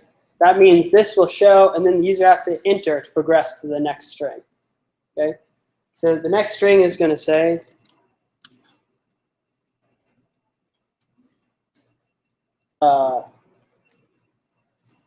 please state your name for identity verification. So I'm taking some liberties. It doesn't say exactly how to collect the name, but I'm going to do it this way. Okay? So this will happen. They'll press enter. This will happen. And at this point, we want the user to actually enter their name. Okay? So what we need to do now is pass a function as the second argument here that's responsible for actually getting the name. We'll call that collect name. Okay. So again, the first argument here is a list of strings to show the user. Second argument is the new function. Now, because we're collecting the name, right, this function needs input. This function needs the user's input, okay? And thus, we're going to have to give it a parameter. So the function collect name will receive a parameter. We can call it whatever we want. It just matters that there is a parameter, okay? So that must be one parameter. We can call it whatever we want. I'm going to call it name because that makes sense. Okay. Now, we need to keep track of this name throughout the whole game. So what do we need to do? Yeah, we need to create a variable, and not just any variable, but a variable that's accessible anywhere in the game. A variable that is global, right? So we need to create a variable that is global so that we can access it at any point in the game, no matter where we are. And the way we're going to do that is, remember, we can create global variables by putting them outside of any function. So I could put it anywhere here, but I'm going to choose to put it at the top because that reads the best in my mind. So I'm going to put a section up here where we're going to store all of our global variables. And I'm just going to put a comment here just for my own, sanity. And I'm going to create a variable, and I'm going to call it player name. Now, when we run line 5, we don't know what that name is. And so I'm not going to assign it a value. I'm just going to declare it globally. Yes? Would it be wise to define a type? To define a type? Remember when I defined a type of variable, to define type and try to add number to it? Yeah. So that's the thing about JavaScript is you can't define a type. Well, you can assign it a number so that it's not trying to add to a non. Yeah. So yes, I could initialize it as a number, is what you're saying, as a string, is what you're saying. I could, but I'm going to control my program so that it's not used until it's assigned. But you could initialize it as a string just to be safe. Yes. Because you're also collecting more information, which will make that object. You could organize it that way, or you could organize it as several global variables. So yeah, you could do it either way. That is up to you. Okay, so I've got this global variable, player name. What do I need to do in my function collect name? I need to assign the value of player name as the name that the user passed in. So I'm going to put my player name variable, remember this is a global variable from up there, on the left-hand side of an equal sign. And the value that I'm going to store in that variable is the value that the user passed in, the user typed in to the console. Okay, so this name parameter comes from the user typing it in the game prompt. That gets passed into this function collect name, and then we're saving it in the global variable player name. And now we can access that player name at any point in our program. Okay. All right, we're going to do one more step together, and then I'm going to just turn you loose to start working on this by yourself. Now that we have that name, we can go ahead and use it, right? So I can game prompt again. I'm going to use the array version again, so I can say multiple things. And I'm going to say, thank you, Captain, plus player name. Okay, so the first string I'm going to put in here is thank you, Captain, player name. So if I pass in Jacob, it'll say thank you, Captain Jacob. And I'm going to end that by putting a period and a quotation mark. And then on the next string, I'm going to say, please state your vehicle name for identity verification.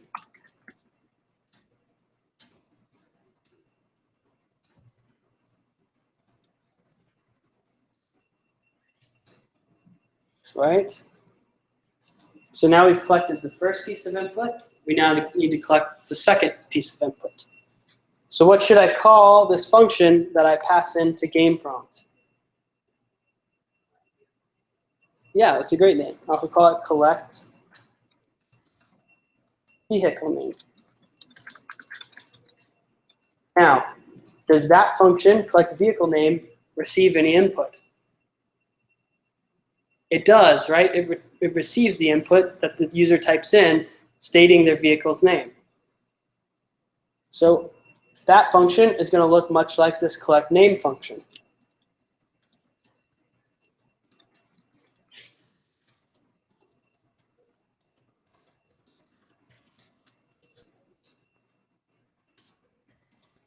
I'm just going to call it name again, because that's what it is. It's a name. Remember, parameters can be whatever we want them to be. Okay, and then we're going to do some more work there. And this part will be up to you. But before we do that, let's go ahead and just run this, and you can see kind of how this translates to the game.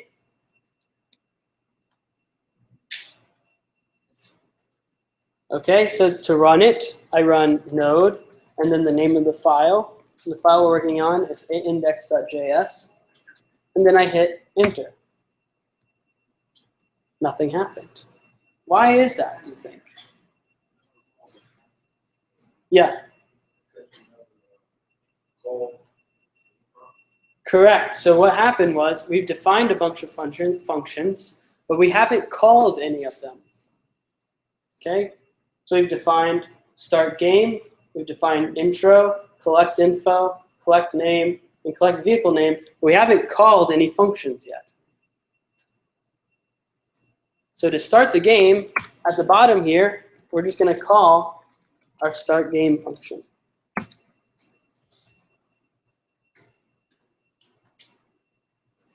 So now that we have all of those functions set up, we can call the start game function, and our game should begin. So I'll go back and try it again. Go ahead and save. That would help. And I got an error. I missed a plus sign right there.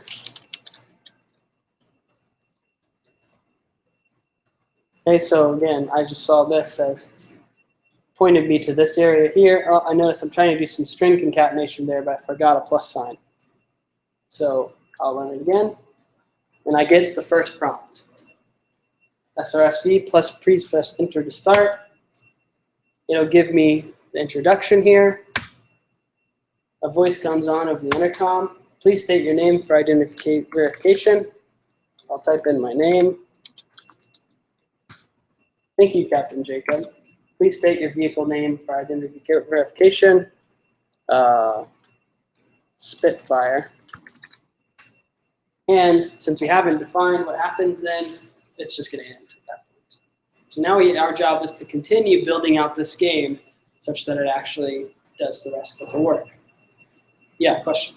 Yeah, for the function where you collect it from, why don't you need to have it returned? Okay, that's a good question. Or like, so like for collect name. Right, because this collect name is being called by game prompt. And when game prompt calls it, it's going to pass in the input from the command line, okay? So game prompt is a higher order function that's going to call the value that what we get from the command line. So somewhere in game prompt, there's this collect name being called and passed, like answer. Something. But that's, internal to game prompt, and we don't see it, and we don't need to. Like what would happen if you did return declare name equals man? You can function below. Nothing. Nothing would happen because we're not calling collect name to assign it to something, right? We're just calling collect name to keep the game moving. Okay, so I have some resources for you. Oh, my computer is dangerously close to death. So the first thing I'll give you is the code from the game that we played at the beginning of class. So the Funhouse game, I'll give you the code for that so you can examine it and look at it and learn from it. Also, if you want, you can come up here. I have a completed version of this game, and you can play it just for reference to see like how the interaction works if you want to do that. And then also, obviously we're here and we'll be walking around to help you as you go. Okay, so go ahead and get started on this. Obviously come and go to restroom and get water and stuff as you wish. But we're going to be doing this for the rest of the class and probably for the start of next class as well. Questions before we get started? Okay. Well, any more questions for everybody before we get started? Yes. Where's the code for Oh, right. There is a link in the slides. Yeah, I'm going to post it in Slack too.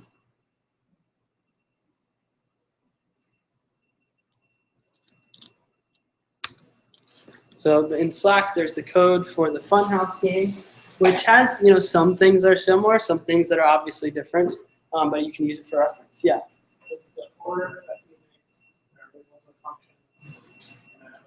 So it actually doesn't matter. It doesn't matter if I change the order of where we define functions. Is that what you're asking? Yeah, no, it actually doesn't matter. But to stay safe and to kind of keep the code looking like the flow of the game, I like to organize them sort of in the order that they'll be called in general. But no, it doesn't actually matter. Yeah? Okay, cool. So go ahead and get started. Like I said, come and go as you please, and we'll be here.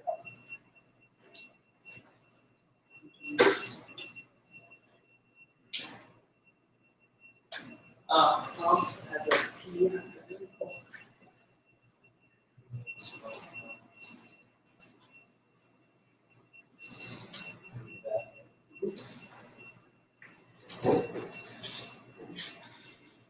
Okay, install properly.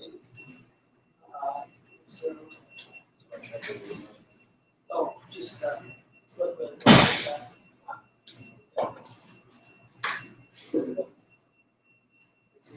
Yeah, so looking at code. So this is code error. Yep.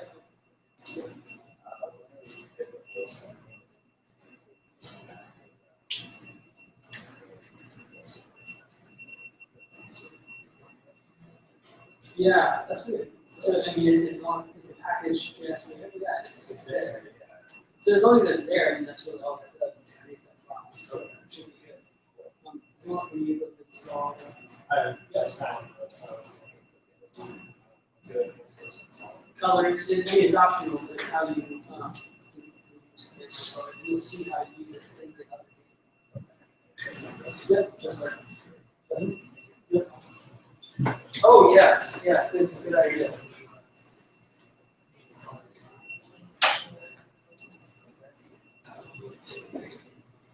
So the reason probably is that we define all these functions. So somewhere we're going to have to call the start main function in order to actually use the game. So I usually would do that at the bottom. But you could do it in question? So I don't like those. The reason I say why is if you do it like this, it's going to put all this in space in between message and action. So this way.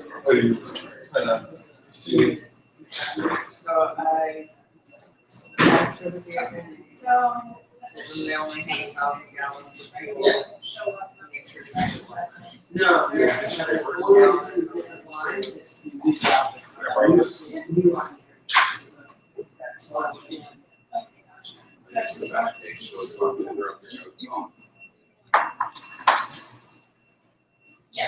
Tell me if I'm thinking about this wrong. So we get all the nonsense out of the way. So you have the intro. So New line here. then I think Or you we want to go to the destination. will send you one of how many places? 4, 8 places. Yeah, and also, feel free to work with people at your table, ask Yeah, you're gonna questions. have to track down. Don't get stuck. Make sure you keep moving, keep asking questions. Basically, when should we? It's some of their. Well, we just brought up the information basically, right? Maybe ask some questions, but the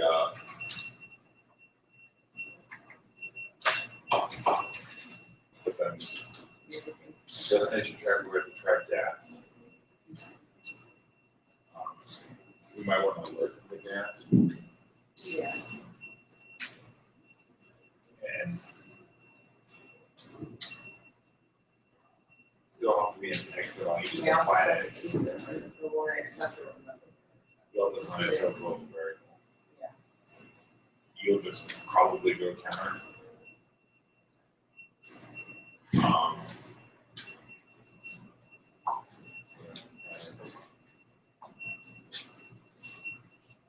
So each planet will need a counter. A call back to the destination function.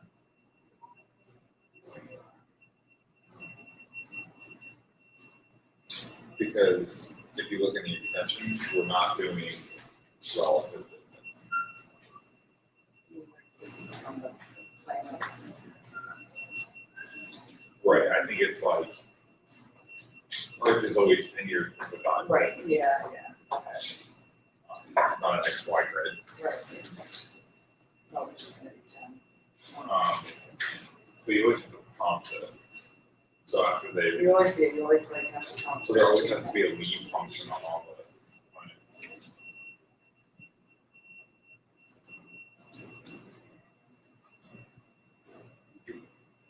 Like some of them don't even like. Doing things they just automatically prompt it. You guys can toss that people, so you like try to shoot this one. So that should just do that and then Well, immediately apparently come this back. one you can refuel.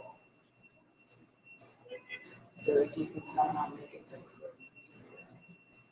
You can refill half of your down. Yeah. There should be a total. This one gives you 100 gallons. So you have to keep track of the gallons. And then you just. Well, gallons is definitely a variable.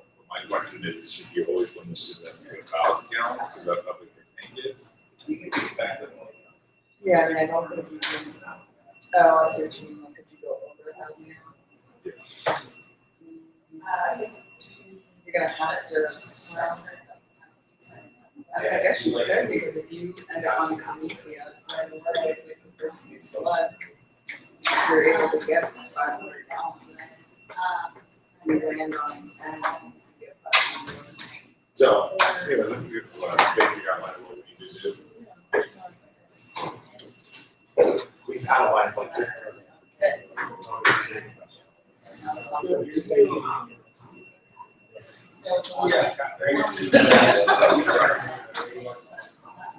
All right. We're keeping the distances somehow pretty great. You're looking at the bonus one, and it's like, you can make sure this is Yeah.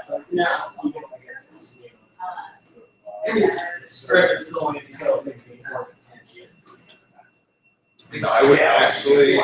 So the geography that Wait, you but yeah, so If you don't, like, which was my point, if you don't initialize it and you try to add. Right. So what about if I were to try to use, so do an array of objects, like log, like Yeah. information tree. I think that's a great approach. That's a great approach. Alright. This is gonna get you. Then the point was made for planets, right? When we're listing planets, you could potentially use a list of planet objects, say, and use those planet objects to create that, where do you want to travel to prompt. Right? 'Cause you see that each one of those planets has some information, right? What is its name? How far is it? Those types of things. So you can create objects and store them in an array rather than writing each one individually. then let's do that array, display. That would be cool. That would also be something we store globally. There's some tips at the bottom. One thing you should be keeping in mind as you go. What things do we need to keep track of as the game progresses? So, each of those things is going to be its own global variable.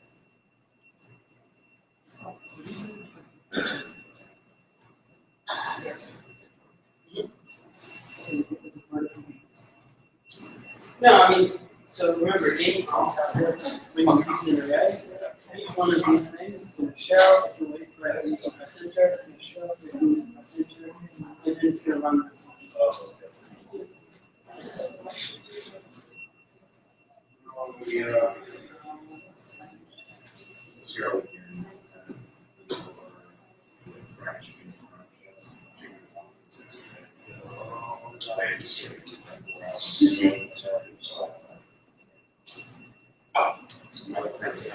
Anybody else have any kind of I got there. No.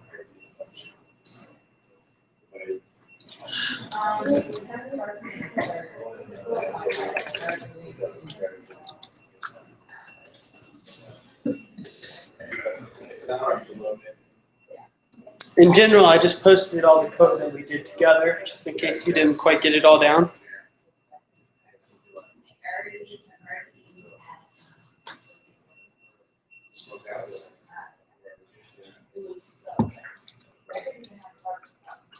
What?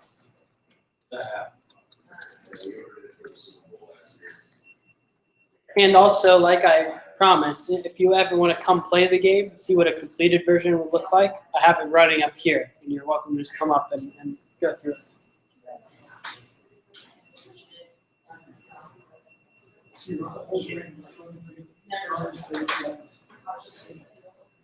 Yeah, actually. Yeah. Yeah, that's something. Oh, no. We have all the tools to make this. Especially like.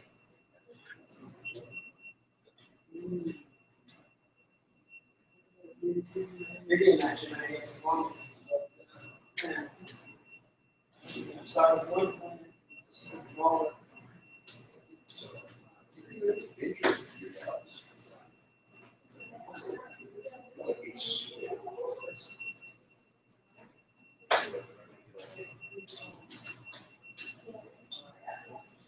Can you program?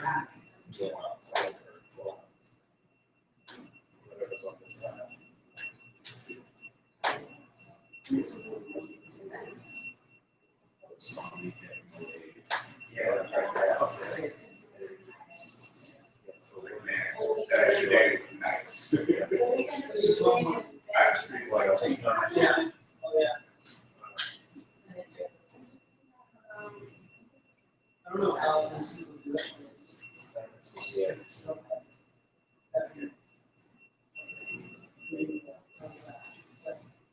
100 games about 30.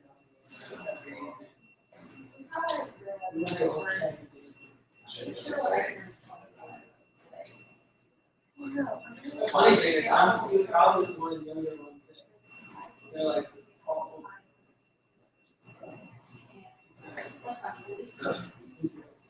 I went to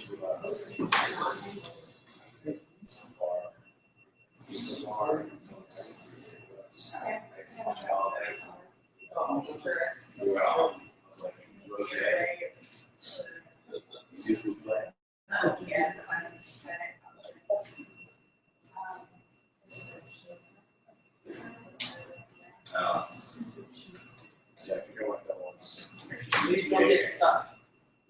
You are stuck, get us stuck. Next question. So are you keeping the start date function at the bottom? I'm sorry, keep putting it up. Yeah, I just put it at the bottom of the column and show once everything is here. Now, the truth of the matter is, I moved it in between, I moved it right there, it's still there.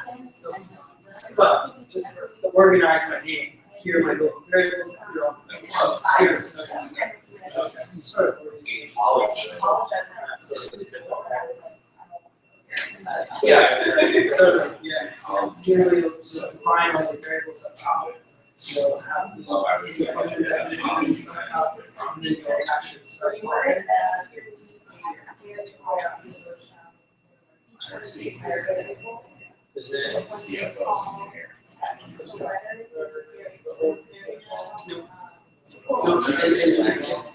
once it's compiled, Yeah. it's exactly the same. At the same time. Now, there are some stories, yeah. Right, so the way it works, it takes one pass, and will all the destinations. And then it takes another pass, and it will all the next time. So, the first pass, no matter where they're defined, they're all gonna get caught in the first. So,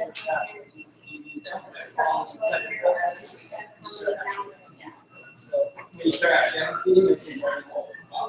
Now, there are some situations where Like I said, we could have heard. you have firm. Oh my God. It's not good. So it'll have to be like subtract. I've noticed like with some of the back end stuff, we have some. Yeah. Some, Well, you're right. Yes, in some cases, yes. Like for instance, if one script assigns a global variable that the next script needs to use, assign that definition. So that's one subject, but. It's hard. Yeah, one gallon for lights, just simple math. Also, just to clarify, the way to calculate this, no matter where you are, distances are the same. So the assumption is that no matter where you are, distance is always 10. Distance, whatever, so those don't change. If you finish this, then you can implement some sort of coordinate system where they actually do change as you move around. That's step 2.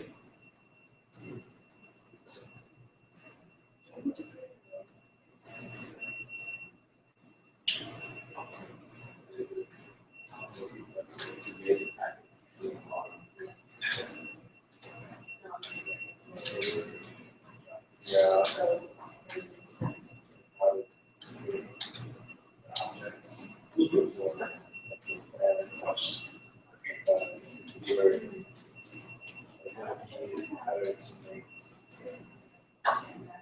Variable objects.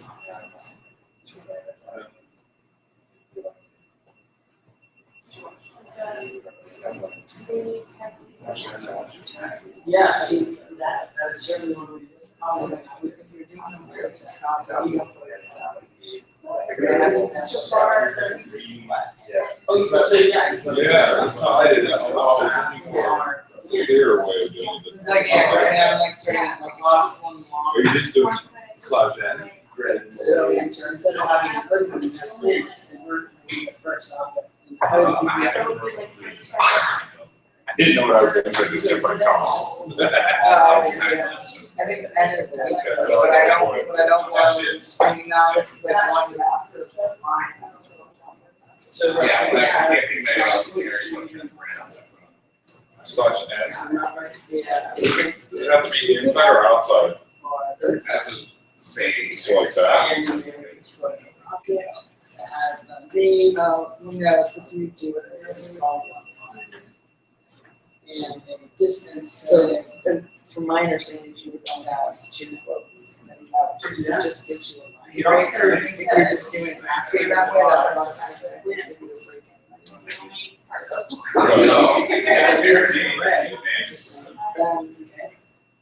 Each element in that At the end of it, so this is the first object, and this one is. yeah, you just want it at the end, so I think like that.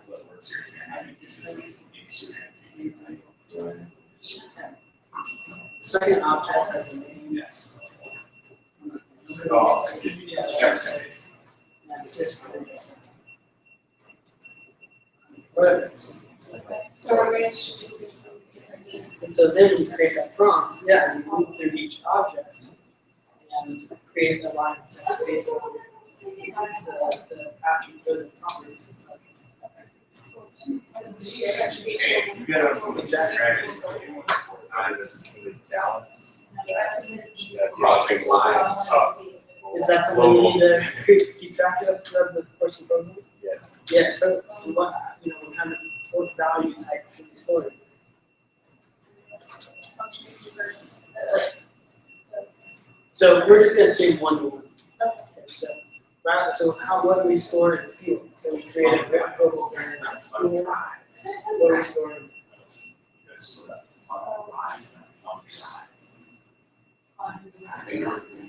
how much is this structure? Yeah, exactly. Maybe it was how much? And we're gonna keep it a number, so that we can track. So now, this one, this structure, well, you could use this, totally get away with that and make it work. That's one of the last ones. It's a lot more technical. So if we have this one, we have our planets, we have our player's name, and the vehicle name, getting, to the point where pretty much got all the right stuff. Like this type of, I guess, like function. It's not getting another function after it. Or, oh, you know what I did? Yep. I was carrying us. Oh, yeah. So I just concatenated them down. Because it really did not like it. So we're thinking about around all of them. Where we'll see this, probably next, the next place we'll see this, the next one, really important place we'll see this, is when we make, calls to the okay, so in the browser, on our website, if we need to contact Facebook in order to get some information from them, say, make this request to Facebook, and when Facebook responds, run this function. And that's a very, very common thing to do in JavaScript. It's probably one of the more common styles of programming. So this is a very common thing we'll see throughout the course. Why is it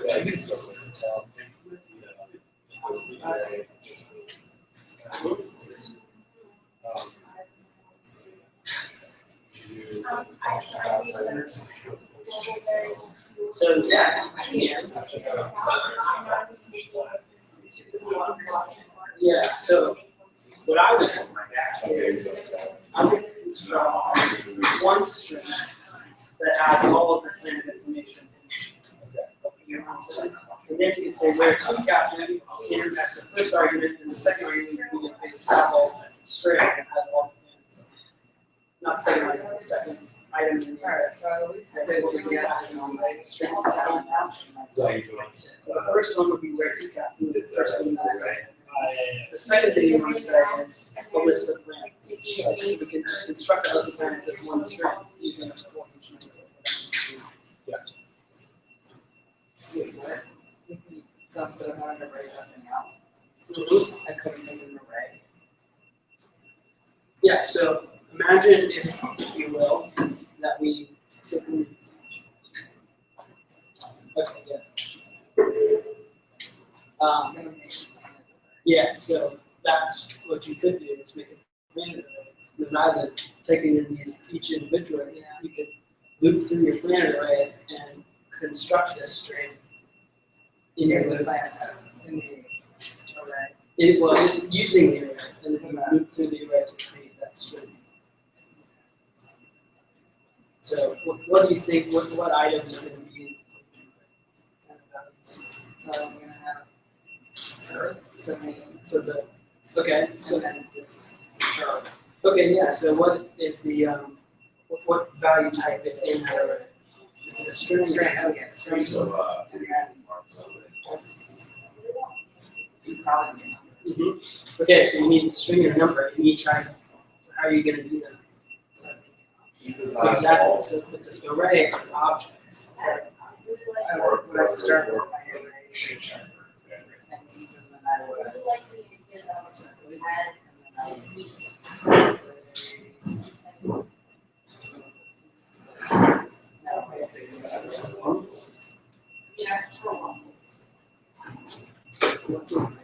What type is that? Oh, string.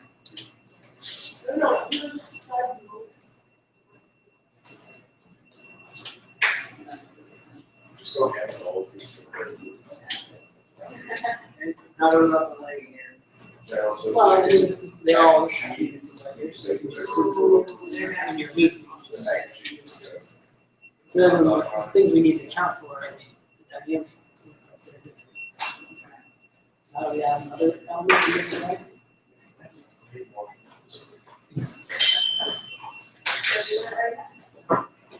So, I'm having,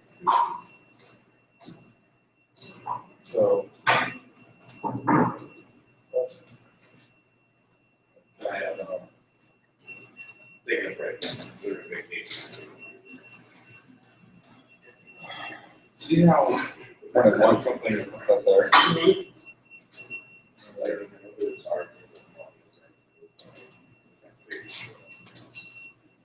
Oh, fine, put that there. How does it know when to put that there or not? I mean, like, It's tricky, but the way it knows is if you have so when you did. even when I had it though, but I didn't, It didn't show there? no, you have to call it inside the function itself and assign it. You have to do something. You have to use it? Yeah. That may be true, I'm not sure, but yeah, and if you're telling me it's true, I'll do it. That's not a good idea, but yeah. And then, so my plan is, Well, you can use the plan directly, you don't have to assign to it, right? well, I wanted to see. Oh, it's a keep track, I see. Yeah, Yeah, totally. both to keep track and to spawn that little input then. And then I'm guessing I could do a case system. I just don't care enough. So, So first of all, your conditional there, yeah. So E and lowercase e, what types should those be? Yes. Second of all, one equal sign is used for, so really it should be for you and all your this. Second of all, whenever we're doing a quality check, this OR really needs to be, the things on each side of the OR are independent of each other. Okay? So what you're saying here is E or E, which are truthy, so that's going to evaluate the true, and then you're asking is planet equal to true? No, I'm asking the input, which I'm hoping they counted this. Yeah. I'm asking you whether the I know that's what you individual- want to be asking. This is what you're asking here, is you're saying, so E is truthy, E, lowercase e are truthy, because they're strings that are empty. They're on the other side of the OR, they're both truthy, that will be true. So that evaluates the truth. Okay? always, Always. this is what you're saying. Yes. So that, And now you're asking, what the question you're asking in this conditional is planet, the value planet, equal to the value true? That's what this literally says. Now, that's not what we wanted to say. What we wanted to say is planet equal to E, or is planet equal to lowercase? okay. See what I'm saying? Lame. The other thing you could do is two lowercase, and then you can only check one. Oh. Just an option.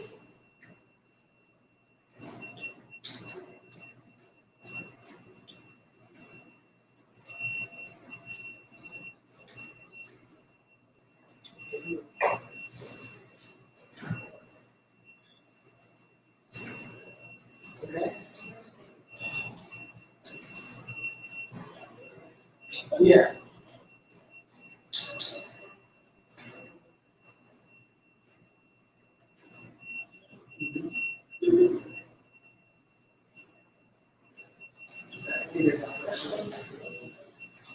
Yeah, okay.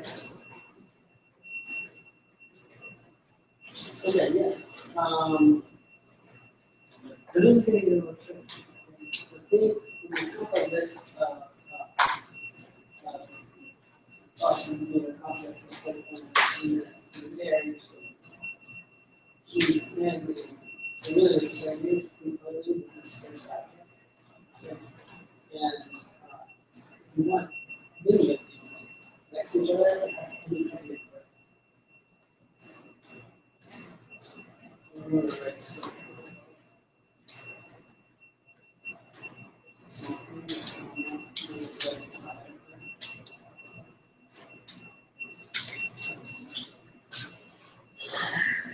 is, you have this first variable as an object. You decide the object, key to the name, right? That's what it's like, It just looks much nicer just right here, right? in my opinion.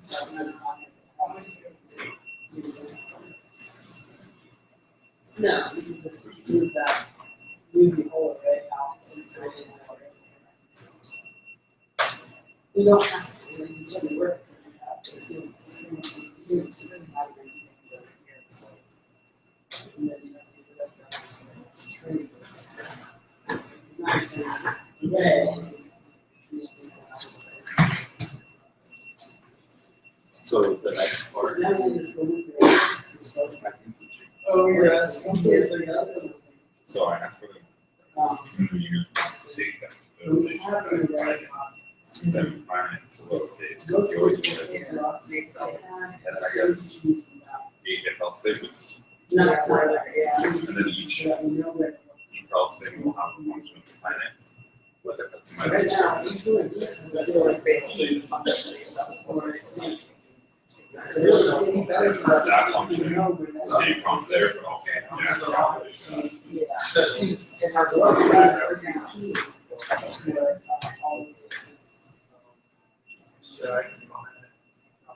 so what is Earth? Yeah, there's one thing, so in this object, what is Earth? The name, right? So, probably make that key to me. Yeah, you probably find it with your global variables. To me, so they're all looking at the same. What's that? So I'm trying to use Yes. this array here. So. Yeah, so basically like, I guess, that's an visual, like the layer on that, yeah. He can not. Stream has to be. So I put it.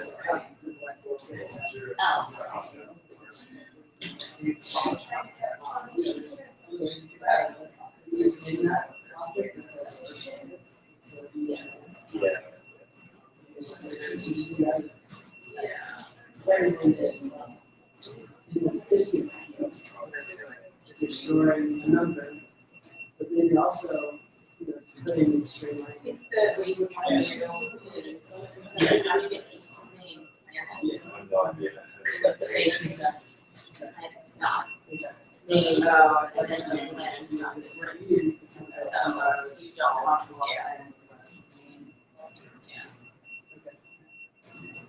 Yeah, first change those keys to name, and then.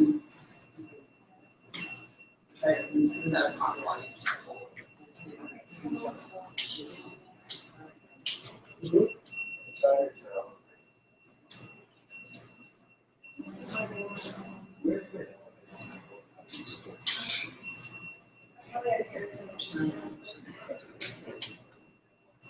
Yeah, and then I put it as an example, oh yeah. so scroll up like that in the last class, in general.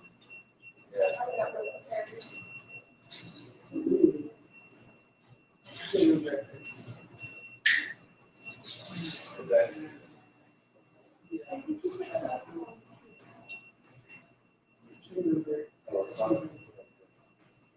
Just go back to JSD2, 5, I guess.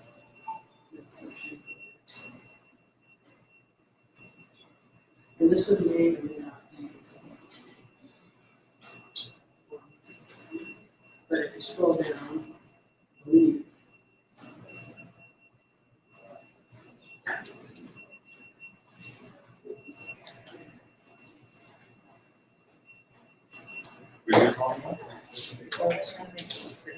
Yeah, you just talk about that. So I was trying to So remember console that, just on the, this case, planet is Yeah. appropriate, because it's an individual evidence. Not a number.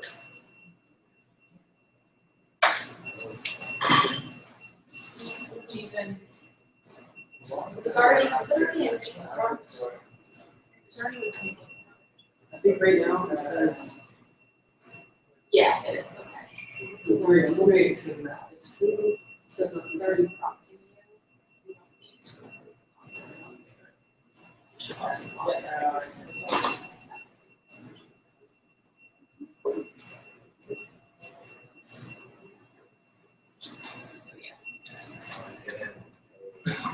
Error that says something about semicolons for the object.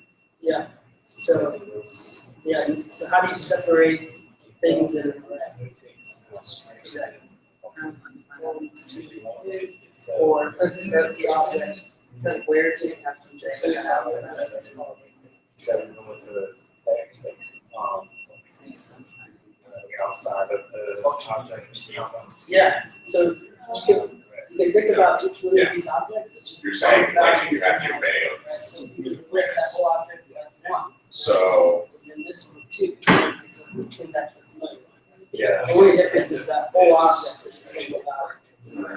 Okay. And then showing you, asking for the phone. So it's basically just the same thing as going forward. I think it might be the graph. Almost like this. Exactly. Except for you take that one and place it on that object. So this is a string. It's only a string just Is in that which would have. So the syntax here is kind of cryptic. What you it's saying is could, that's not the right symbol. consider, You're like, assigning a value through an to array, an object. planets, So and we then use just equal like signs to assign adding values to variables. right? In You declare a objects, string it's like key bar, value. planet, list, I see. and then So this all for needs to be planet and planets. even the distance. Even the distance, Plus- all of the key plus value pairs in the planets. objects have to have components. Yeah. So, there's ways to get This is basically, not saying, it looks like you have like the line arrays. is there more, I mean, Yeah, like, and then, it's not in this, Yeah. like, instead of saying it's messages, as soon as you are creating these messages and this. Yeah. It's not really its own thing. So when we're looping through this, we're gonna get an individual planet object. And then in order to access, say, the name, we use documentation to get the value in that document. So we get the first planet, Earth, and all that name, and now we get this string. I see, okay, that makes sense. Yeah.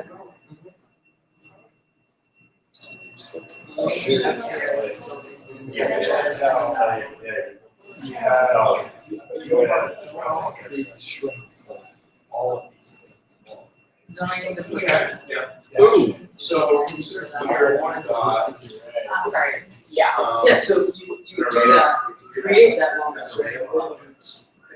The green prompt is gonna force you to hit enter. You could do it that way so that you, yeah, if you're Successfully planets dot for each, we don't want to. So what we do is we create a variable would be Yes, array, that's- would be object, you can like variable dot name, variable. create a string, Access. Call that string right here. so that equals string. We're gonna then loop through, and how do we segment our and we're gonna do plans. Oh, it's not. Plus equals, right, extend it to the border, planet. Yeah. So we have for each planet. That makes sense. And then here, instead of doing a string. You'll put a string. Do you remember you can use this sort of array as your first parameter, or to be your first argument, and then have comma separated, so you go with that array. I have a question. And then this also. So, well, a few questions. First, I'm wondering about, I was trying to store it before I Side decided, of the array. but I can do it. So you could do that. That may be like iteration two. But for now, you're just like, you know, use the no, maybe write the function for the planet. You can know like what things there. Alright. If you want to do it that way, That's a you function. could. Now you Just don't could. think you want to add it, sorry. So. Alright, so maybe I won't, but so my question was that, because I did, I guess, so I was trying to like make a function so I could just, let's say, share distance or something. It would go to my array, and I guess log like, here's the first two keys, or key values, right, so like name. And so, doing that, have the array by name at this index, I guess. Yeah, but I think I went wrong. Okay, so I'm not sure, do I need to have arguments or parameters for this? Okay, What so let's see. So initially I had nothing there, and then I had make this. Wait, but I have. Okay, yeah, so remember, when we're writing this function that gets called here, that's in there. The question we're asking ourselves when writing these parameters are, is the user gonna input them? Right. No, not yet. No, not yet, so it doesn't need to use it. Now, you're doing this right, basically.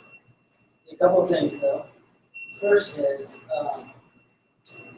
your syntax here is just the We're gonna show why that's happening, but we We certainly have wouldn't this. want to just print What all we're the looking for objects is as the an planets array array anyway, so acting inside. I don't even know why Then we want that's to find the dot that per se, object inside. She just wants to have a walk. So, but they aren't listed. They're so they're planets an array of name objects. So remember, planets is an array, how do you access things in the array? yes. Iterate through the array and then And then So what I happens? have to Not each name, because planets is an array. for each planet. Okay, I need that. Yep. And then what is that thing? It's well, oh, it's string. At the, in the planets array, what are the individual things in the array? well, so you want to put So the then, in with the callback functions within function, parentheses, planet, Okay. and then that gives you each, no, this is the planet. That gives you each object. So now, no, so you're fine. So that's just, you're just naming an instance variable in the array and then open for the brackets. So in the callback function, you return, okay? return I'm right track. planet dot named plus whatever, space, maybe space, and then a line break. See if this works. And you probably would put this in like a separate.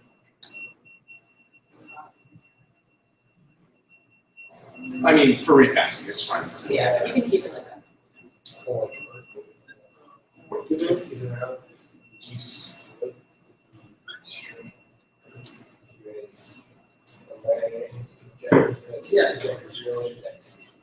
Yeah, you could do that, you could do a number of ways.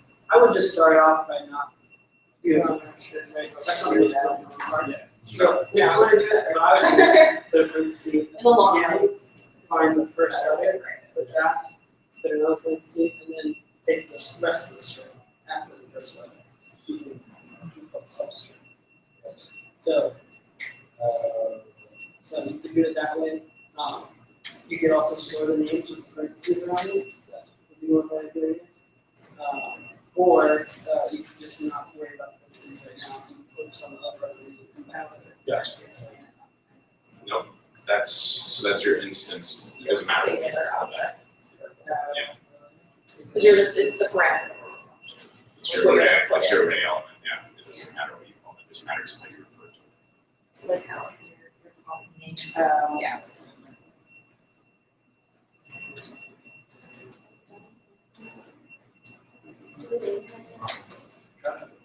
So I'm doing this to like kind of why there's a array, like I guess to prompt it, yeah. So the array is I between each string in the array, and make the user press enter. That's all it is.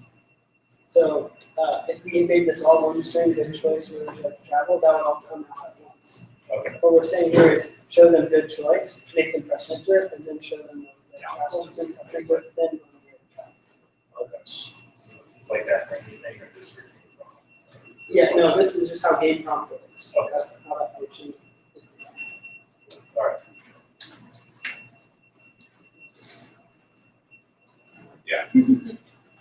Node, Okay, I guess.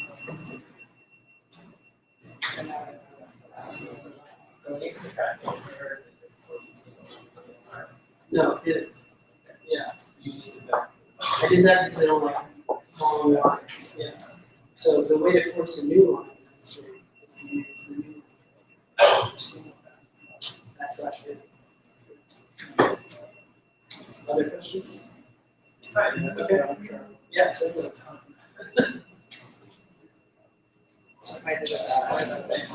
No, because in for each, you're iterating, so again, it's your you've just named the variable referring to the array element. Can't figure out why it's not just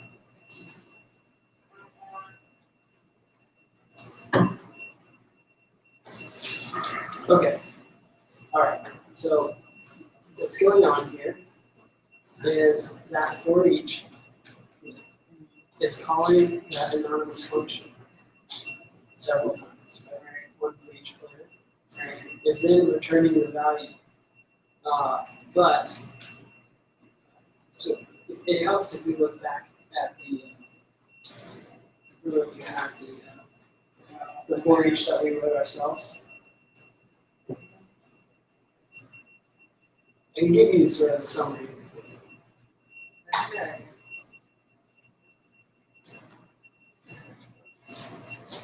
Essentially what happens is when for each function calls your function, it doesn't return it. So when for each calls your function, it's just going to call it and make it do the thing, but it's not going to return it. So in order to get this value out, your function would have to return it, for each would have to return it, and then list points would have to return it. So every function that needs to come out has to return it. So generally, when we write, always when we write for each functions, we don't use because it doesn't do console log. For console log, we could do another thing we actually is create a string up here. That's And a string.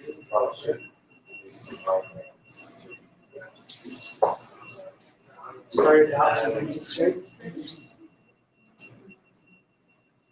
And then for each planet, we could add more to that string. And then after we've moved through it, we've now gone through and added each planet to this planet string. And now we can return the planet string. Okay, because basically it's calling that. Exactly. Well, you're returning it, but nobody was listening. Right, In return.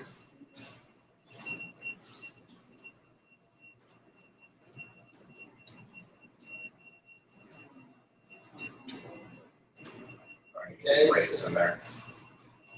Let's look. So planet. Oh, this should be. Yeah, it has to match up there. And also, as you can see, we probably add some line breaks.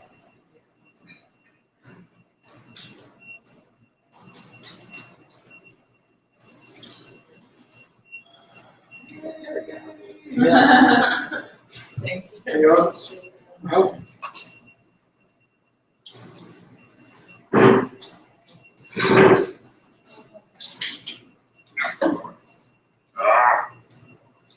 Okay, so here, February, lovely, right? Mm-hmm.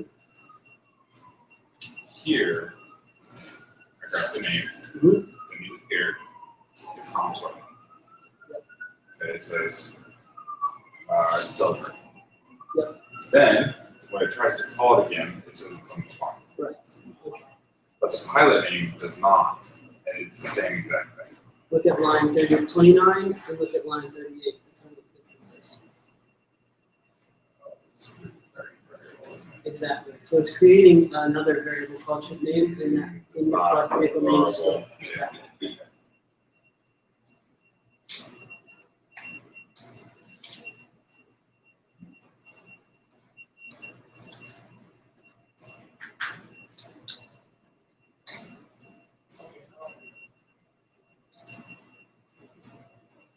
Okay, oh, I mean, that's close, right? So, I mean, it is, like, each of these objects is a planet.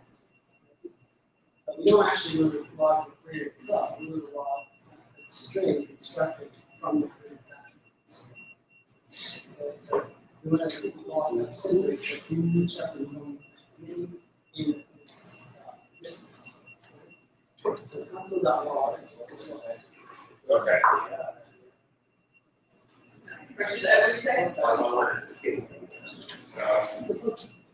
So we need to do this.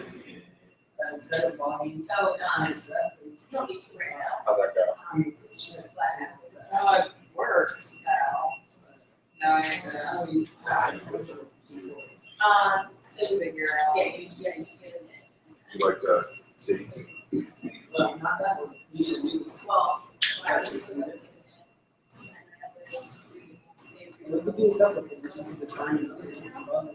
Or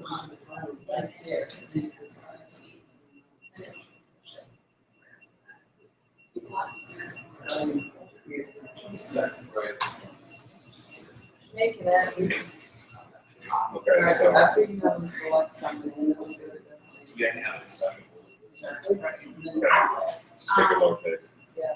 Then we have those things Right. that will align technically, because on one of these, they put in the wrong thing. Yeah. They can go back and So that's what this okay. yeah, but it's. Well, I didn't, well, I guess you could do it to all these games.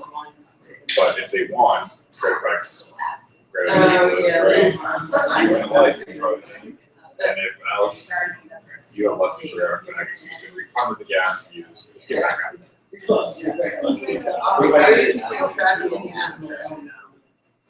Yeah. It's because they use gas going places. It's track of us, how much gas they are using. Oh, right here. I did -10 for going there and then +10 for refilling. Right, but you only get to refill if you go back. Yeah, but you're always going back. You're from this a place where you always start out.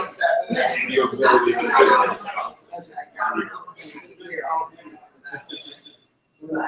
Yeah.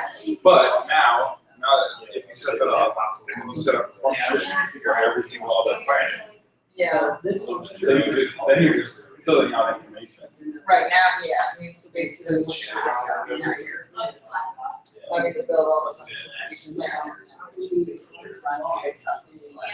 If you don't select her, then obviously. So up in your top there, you have the select. Where to look at here. Oh, I see. They're calling it functions. Yeah, I just thought that would be easier to kind of modularize them, just so you. It just makes it more. And right now, I just have this worked. Yeah, no, I don't blame you. But that's how I plan on tackling all the other problems. Oh, that's.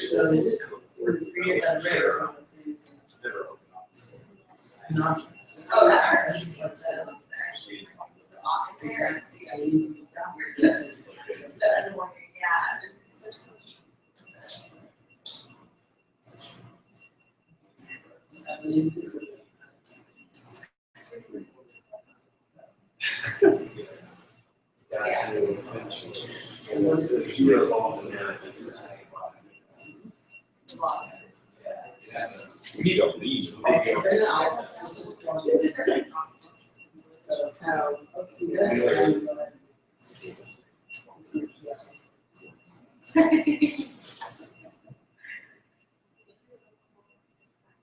Actually, just tell she always just go back to the definition. Try and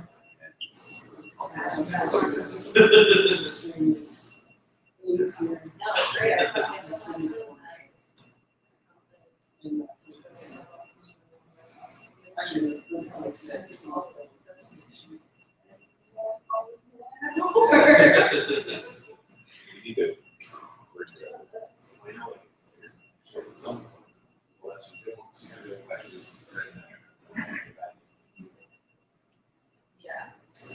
You're on the right track now. So now, happening to me is some other information.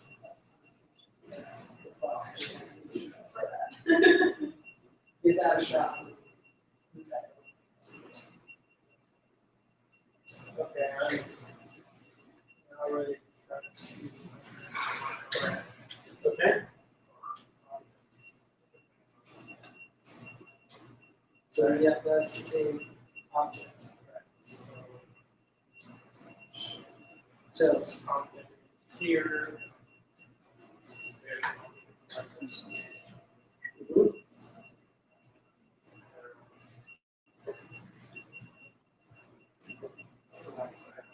so without worrying about the array, here's what how do we know if we're gonna go to like lower case? So Why don't you just use, instead of like breaking it all up. Right, so remember this lowercase? in the data file. This is Yeah, but in order to do that, you use your array. But that's what you just say, No, I I guess mean, lowercase. there's- That's not taking. Right. Because if they don't, then they have to try again. Yeah, no, I mean, I get that, I'm just thinking, is there a way that? If they type in capital E or lowercase e, I've already assigned, so I get the value here, right? Yeah.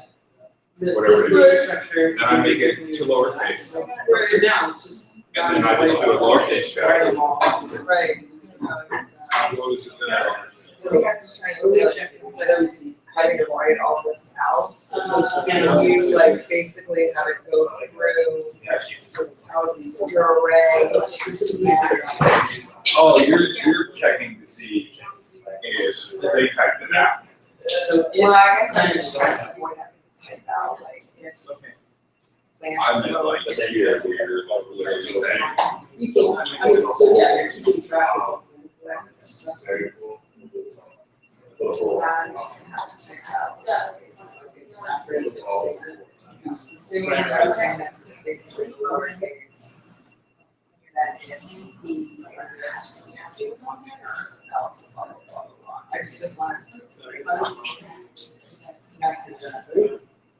I think it would take longer to call the first letter of the object or the array that you're using than it is, Yeah, Um, that's what I'm just trying to figure out. I really want to know, this is data structure So- here, so you have to know ahead of time, but the key is not. That's so Why don't you just copy and paste it all? So it might be better is if you have the rest of the one of the value properties in there. You could just find all, It's fine. into sort of. or you shortcut for Are you what? or you do a shortcut Oh, for yeah, it. you just do like, let's pretend you don't need, so that you highlight, so you have to be careful with some of that. What do we need to check to see if one is in order to know? You can just basically. Or. You know how I do it? Okay, so how would you do that? I just, because I'm lazy, And then let's try. paste, Oh, then find all. yeah. Which seems like a It's lot all more the flex. same. It's all the same.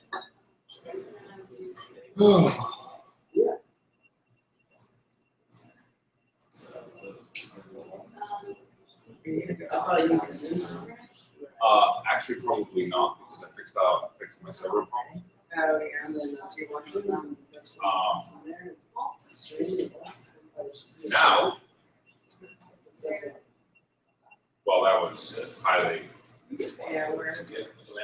I don't know. There it goes. Now it slides in with my own custom icons. Well, this is going to turn into a microservice.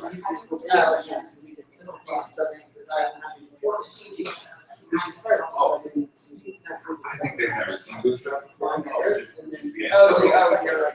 So I'm going to make them pay me how it's for doing Bootstrap. Well, no, so No. here is string from the second right here is.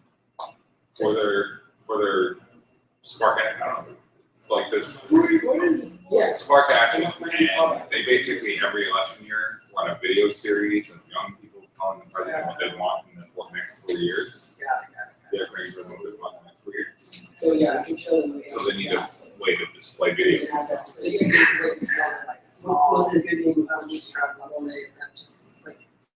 It's gonna be based off WordPress though, No, so you're gonna put on WordPress. hopefully. That's great. Okay. Because So let's take a function. I don't care. And that's the second argument to the side. Either that or I get the flip figure. Yeah. Okay. There's a whole lot of things. Your optimism.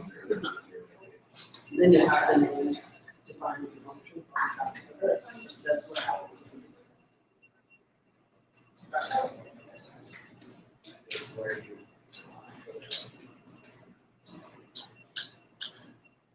So you're all the way track, now you just do that for each point. But then eventually we can simplify it using some more percentage. Okay, so you have to this gotta be kind of true forms to like that true. So yeah, you could do it this way and make it super intelligent so that there's one like arrive function and that arrive function can handle every planet. Yeah. Or you could have a function for each planet that keeps track of it. So you have like an arrive at Earth. And so then you don't necessarily have to store the things in there. You could if you wanted to. Yeah, 'cause it's gonna get pretty extensive. You have to write this arrive function. And all these things are in that name. You have to make all the dialogue down in there. All this. Well, yeah, if you want to, but this is gonna take, probably it's gonna be a little tricky. Well, I don't know if it's more work, but it is gonna be tricky. I would try to do it the explicit way, like arrive at Earth first, and then take those things out and put them in the function. I mean, you could leave them in there if you want. Sure. I think you need to start writing it, just Start writing and it. see what happens. I was trying to see. Hey, quick question. So I'm looking at here, and I'm wondering when I'll need these things, right? Yep. Because like, so I want to call it a function and not a result. So like, I would have thought that I did. So if you write it here without anything, you're not invoking it, you're not calling a function, nothing's gonna happen. Okay. Right, and we're passing it. We're not passing the function, so that somebody else. Ooh, indeed. Here, we What don't is your conceptual problem? So, let's say I do a Alright, So the game console, right? We're passing that function to the game console. We are, passing it that function to the game console. We call it. Right, you also have okay. So I have that. We want to call it JSD2 right now. So. All right, guys, we are just about out of time. No. I want the function to be contained inside the function. We're gonna continue on this on Thursday. Obviously, I moved up the homework review, so we lost a little time for labs, so we'll continue it on Thursday, for the first half of the class. Feel free to work on it, before then, if you wanna, experiment and try to get ahead, but we'll continue working on it on Thursday, because I know nobody finished. What's that? Oh, sorry. My office hours are tomorrow night. If you want to come and work on it then and look at this stuff, absolutely do that. Fill out the Google poll so that I know you're coming. And also, please fill out the exit ticket before you leave. Somebody put that in the Slack. Sweet. So the exit ticket is in Slack. If you wouldn't mind filling that out, it'd be great.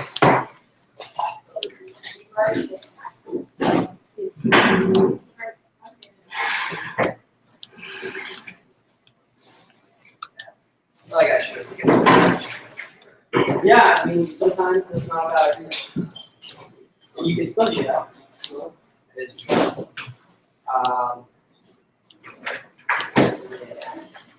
So I think it's gonna do, so like, we're gonna have a prompt where you could select one of those, I guess, like an object.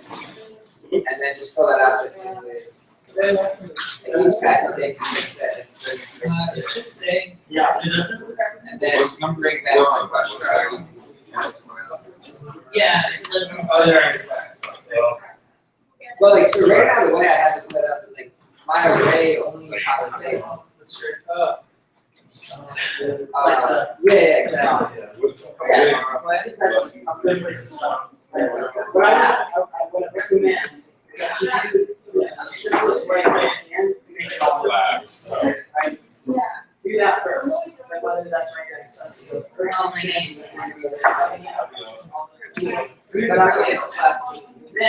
once that's working, so you can move.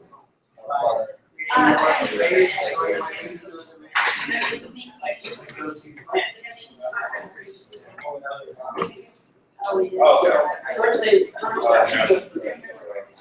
step is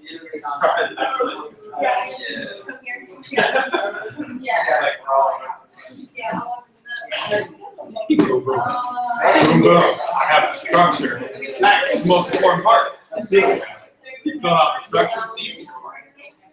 So actually, Joe, so when doing a I'm gonna just do planet functions to handle it all, just mental. I think that's But inside there, I don't know, constant laws involved in this. Game prompt, the Hernandez, for example, I don't know how to say it, Yeah. but ask planet, artifact ask planet sleep, right? The game prompting that, which needs to be set to another function. Yep. So do I just want to put that function inside my planet function? I think that's okay. I think it would be okay. Because I don't want it to go outside of the planet function. Well, I mean, That ruins the categorization the function provides me. yeah, I mean, if you want to keep it all sort of grouped in one area, Yeah, you can do it that way. I mean, there's nothing wrong with that. You can totally do it that way. there's nothing wrong with Having like so basically, imagine the send it, Yeah. There's a few functions. There's the initial function, right? Yeah. There's the answer the question function where it's like Yeah. they prompt you the thing, you need the answer, and then potentially there is a function after that where they say their response to your Yeah. and so there are a few functions. So you could just you could have like an ask, you could have like a arrive at within the function on the outside, like a task, and does and then like an answer. So basically, a location inside or outside the function doesn't matter. It doesn't matter. The only time it really matters is if there's like scope. Right. I don't want any other function to touch that function. Sure. I mean, I just, yeah, sure. I know I won't be calling it, but Yeah, you can totally do that. maybe I'm paranoid about my other functions. You know, too nosy.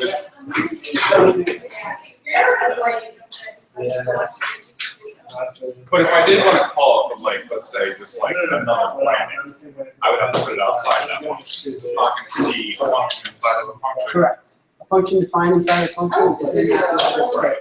So, but like you said, you probably aren't going to do that. Or, Right. So each answer is unique. If they were less variable in the answers, like some answers you don't give any answers, some answers you give answers. I mean, unless you did an object and you just are calling one function that just spawns the functions that you just define an object, which I find to save no time here. probably, yeah. Probably not. Especially when, like you said, the answers are so different. Like, Yeah. if every planet had basically the same Right. thing happen, I would totally want to do you could that. just have like an arrival planet function. Right. And then, So, okay, good. Not off base. not, yes. It's getting turned in. I don't know. Okay. I mean, usually it won't be until, after the process. But, I'm just, I would say, Cool. we can get feedback.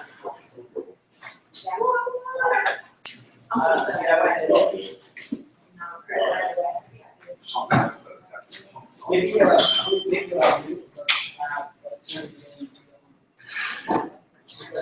only a little bit. Okay, so most of it gonna be left on. Probably, that might happen. So, we'll do that. It's really good. You like it? Yeah, it's a Challenging. lot better than Yeah, Peapod just introduces so many things we haven't talked about. Yeah, it's so complicated. So what are the hours? 6 to 8. Yeah, there should be, if you scroll to the summary, there's a video. So, reiterate this for me, so I can compare whatever this is, I would use for each loops. Yeah. When you're returning, when you type in return, it just iterates over the, So what happens? that number of times of returning anything. Yeah, so when array.prototype.forEach calls the function that you pass it, it just calls it. It doesn't do anything with the value that that function creates. So it can return something, it cannot return something. When array.prototype.forEach calls it, it's not going to use it either way. Have you heard of map? Yeah. So map takes the return value and puts it in the program. Yes. So if you need to return something from it, and you use map, you don't need to return something from it, you can just store it. Okay, okay. Yeah, I've used a for each loop. It's pretty common language. Yeah. But I think it's just like a good demonstration. No, it definitely is, but I'm like, Yeah. Yeah. You know, like, Yeah, for me, it's. That's I like learning. It's a qualification. Open, That's good. Yeah, I mean, that's good. I mean, you were, like, This is like part of your trail. I think. It's way better, it's way better learning experience, I think. Yeah. Cool. of course. Figure out what lesson I need to take home. I don't know. I don't know. In theory, good bad. Good night, everyone. You too.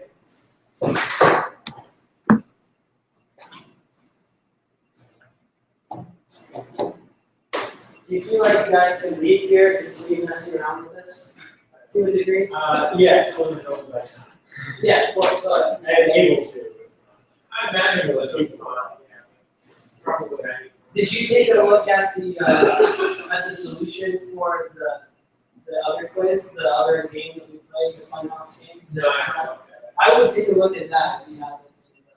Yeah, it's in the. It's on the slides. There's a link to it. It's in the GitHub repo. There's also a link inside.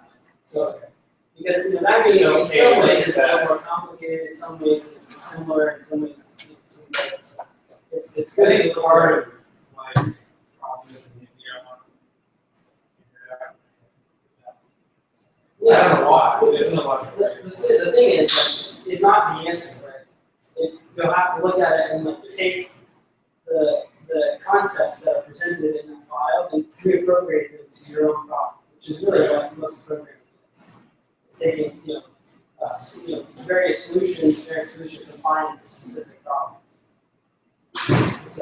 So, yeah. Oh, weird one. Yeah, I feel that the one thing I probably use more on is so I like want to look at the first character of the response string very complicated. And some of it is really long, in statement. Yeah. I feel like maybe it's knowing when to like very long.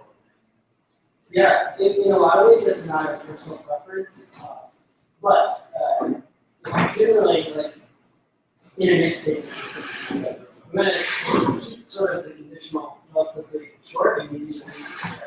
If you're doing like 5 operations at once, best to just like take those 5 operations, move them right forward sort of variable, and then do conditional check on the variable.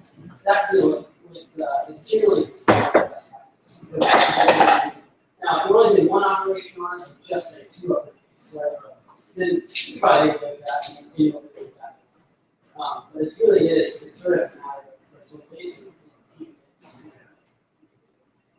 Yeah, that's I did character at 0 space. It gets pretty long. Yeah. Generally, like most teams would, of course, like don't make lines longer than 100 characters. So that's a concern as well. Yeah, yeah. Focus now on solving the problem and style and things of that nature are important, but sort of less important than something. I'm going to try to keep bringing up those things as we go. With general best practices. As far as that goes. Cool. Have a good night. See you Thursday. think I need to keep playing with simple functions for a while until I really get comfortable, Yeah. and then get more complex to get into the more nested function. Yeah, I mean, that's a good strategy. Yeah, I mean, I did fine with most of the stuff up until the last class, and I did fine with most of the homework except for the the 40. thing that had to do with. Yeah. I mean, it's the concept that you're struggling with is higher order functions.